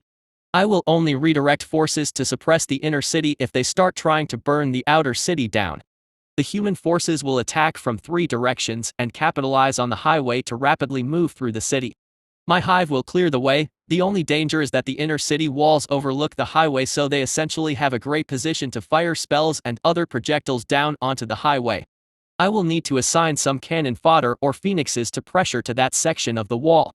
Well, this is also a great place to test Azathorin's command ability. Air power will win this battle for us. Now then. I think the time is up. With that, I gave my mental command and I made sure that the command was broadcasted across my flyers so that the whole city could hear it. All broods begin the assault. With that, I heard a reply of 100,000 voices echo forth from the hive mind. This almost otherworldly chorus echoed out over the city, and I heard screams of terror from the people within the city. By your command. Jolin shook as he looked up and saw the monsters above start to dive towards the walls. Jolin was a conscript and was barely trained.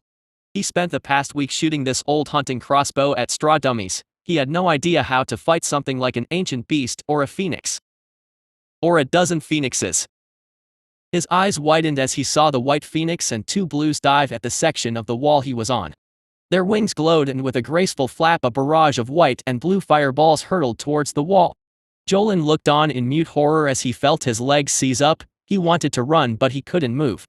Then he saw the fireballs impact this barrier right above him. Of course. He forgot, the walls of Tralis are enchanted. These enchantments go back to the old empire. They are so powerful and complex no one even knew how to recreate them. If anything will hold the beasts back, it's these walls. Jolin felt a surge of hope as he saw the phoenixes break off. Then he heard screams from behind him. He spun around and he saw the soldiers that were posted on the ground below were screaming in terror as beasts emerged from the ground below. The paved stones bulged upwards and flew away as large monsters burst out the ground. Jolin instinctively raised his crossbow, but he felt someone grab his arm.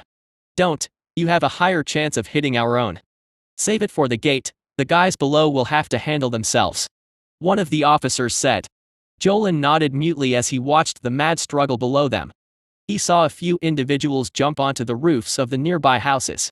They were dressed like adventurers. Some of the adventurers didn't like the guild's policy and they resigned in protest. They were all archers, where the rest of the team was. Jolin had no idea, but he saw them taking shots at the beasts and killing some of them with hawkish precision. Then he saw puffs of smoke as Rouges joined the fray as well, their daggers flashing as they cut down the beasts. Then Jolin saw something that made his heart drop. He saw one of the rogues attempt to do a teleporting strike on one of the particularly large beasts. The dagger strikes just drew sparks as they struck its thick armor. The beast whirled around quick as lightning, and in a flash it had swatted the Rouge mid-air, sending her flying into the wall of a nearby building. He felt a lump on his throat as he saw the red mark she left on the wall as her body collapsed onto the ground, twitching. Above us. Jolin heard someone shout. Jolin looked up to see the golden-feathered great beast diving towards them. Get ready. The officer screamed as Jolin felt all the soldiers around him stiffen in fear. To his surprise, he saw the great beast spread his wings and slow down before hovering right in front of the wall and gate. The whole wall stiffened as they gazed mutely at the great beast who was just hovering in the air. Its wings were not flapping. They were just extended and glowing, as if some magic was keeping its massive frame airborne. So you going to open this gate? The great beast asked with a fanged smile. The soldiers around Jolin were dead silent as they gazed fearfully at the great beast. Jolin could feel his bowels about to give way as he gazed at this monster. Its mouth was filled with fangs the size of swords. It had no eyes, but the soldiers could definitely feel its gaze. Knock knock. The great beast said, mirth in his voice as he tapped on the barrier with one of its sai-like blades. The barrier sparked and Jolin could see the barrier shocking the great beast, but it didn't seem to care. Alright, fine. The great beast said as it brandished its claws and they began to glow purple and it stabbed it into the barrier, going clean through. Jolin could see the cracks in the barrier as it sparked and crackled, trying to expel the foreign object. I guess I have to help myself then. The great beast said with a laugh as its body glowed. Jolin saw the barrier crackle, then he saw wisps of light start flowing from the barrier, towards the claws that were embedded in the barrier, and then the same blue glow of the barrier traveled up the great beast's arm. What? Jolin sputtered as he watched in confusion. Shoot it! One of the officers shouted, and Jolin instinctively raised his crossbow. Jolin fired his crossbow and he saw his bolt join a volley. But the volley of crossbow bolts and arrows clattered harmlessly off the great beast's hide. The great beast just let out a loud booming laugh as the blue glow started to flood into the great beast's body. You know, all of you were sent here to die, right? After all, if that wasn't the case, where are the mages? The great beast said, and Jolin felt a sinking feeling in his chest. All of you need to get off this wall. Jolin suddenly heard a shout from behind him. He turned to see an adventurer rogue shouting at one of the officers. Jolin could see his eyes glowing and a silver plate around his neck, showing he was a silver rank adventurer. The beast is. The rogue began, but then the whole wall shook violently. Jolin staggered, and when he faced forward again his eyes widened as he saw the barrier flicker and vanish. Jolin cast his gaze to the rest of the wall and saw the barrier collapsing across the entire wall, draining the enchantments on the wall. The rogue muttered from behind Jolin. That I am, human enchantments, so brittle, so easily overcome. The great beast said, its body now glowing blue from the power of the walls. It was then that reality finally truly hit Jolin. He was going to die on this wall. Now then, the great beast said as Jolin saw the inside of its mouth glow with power. Can I interest all of you in an express ticket into the next life?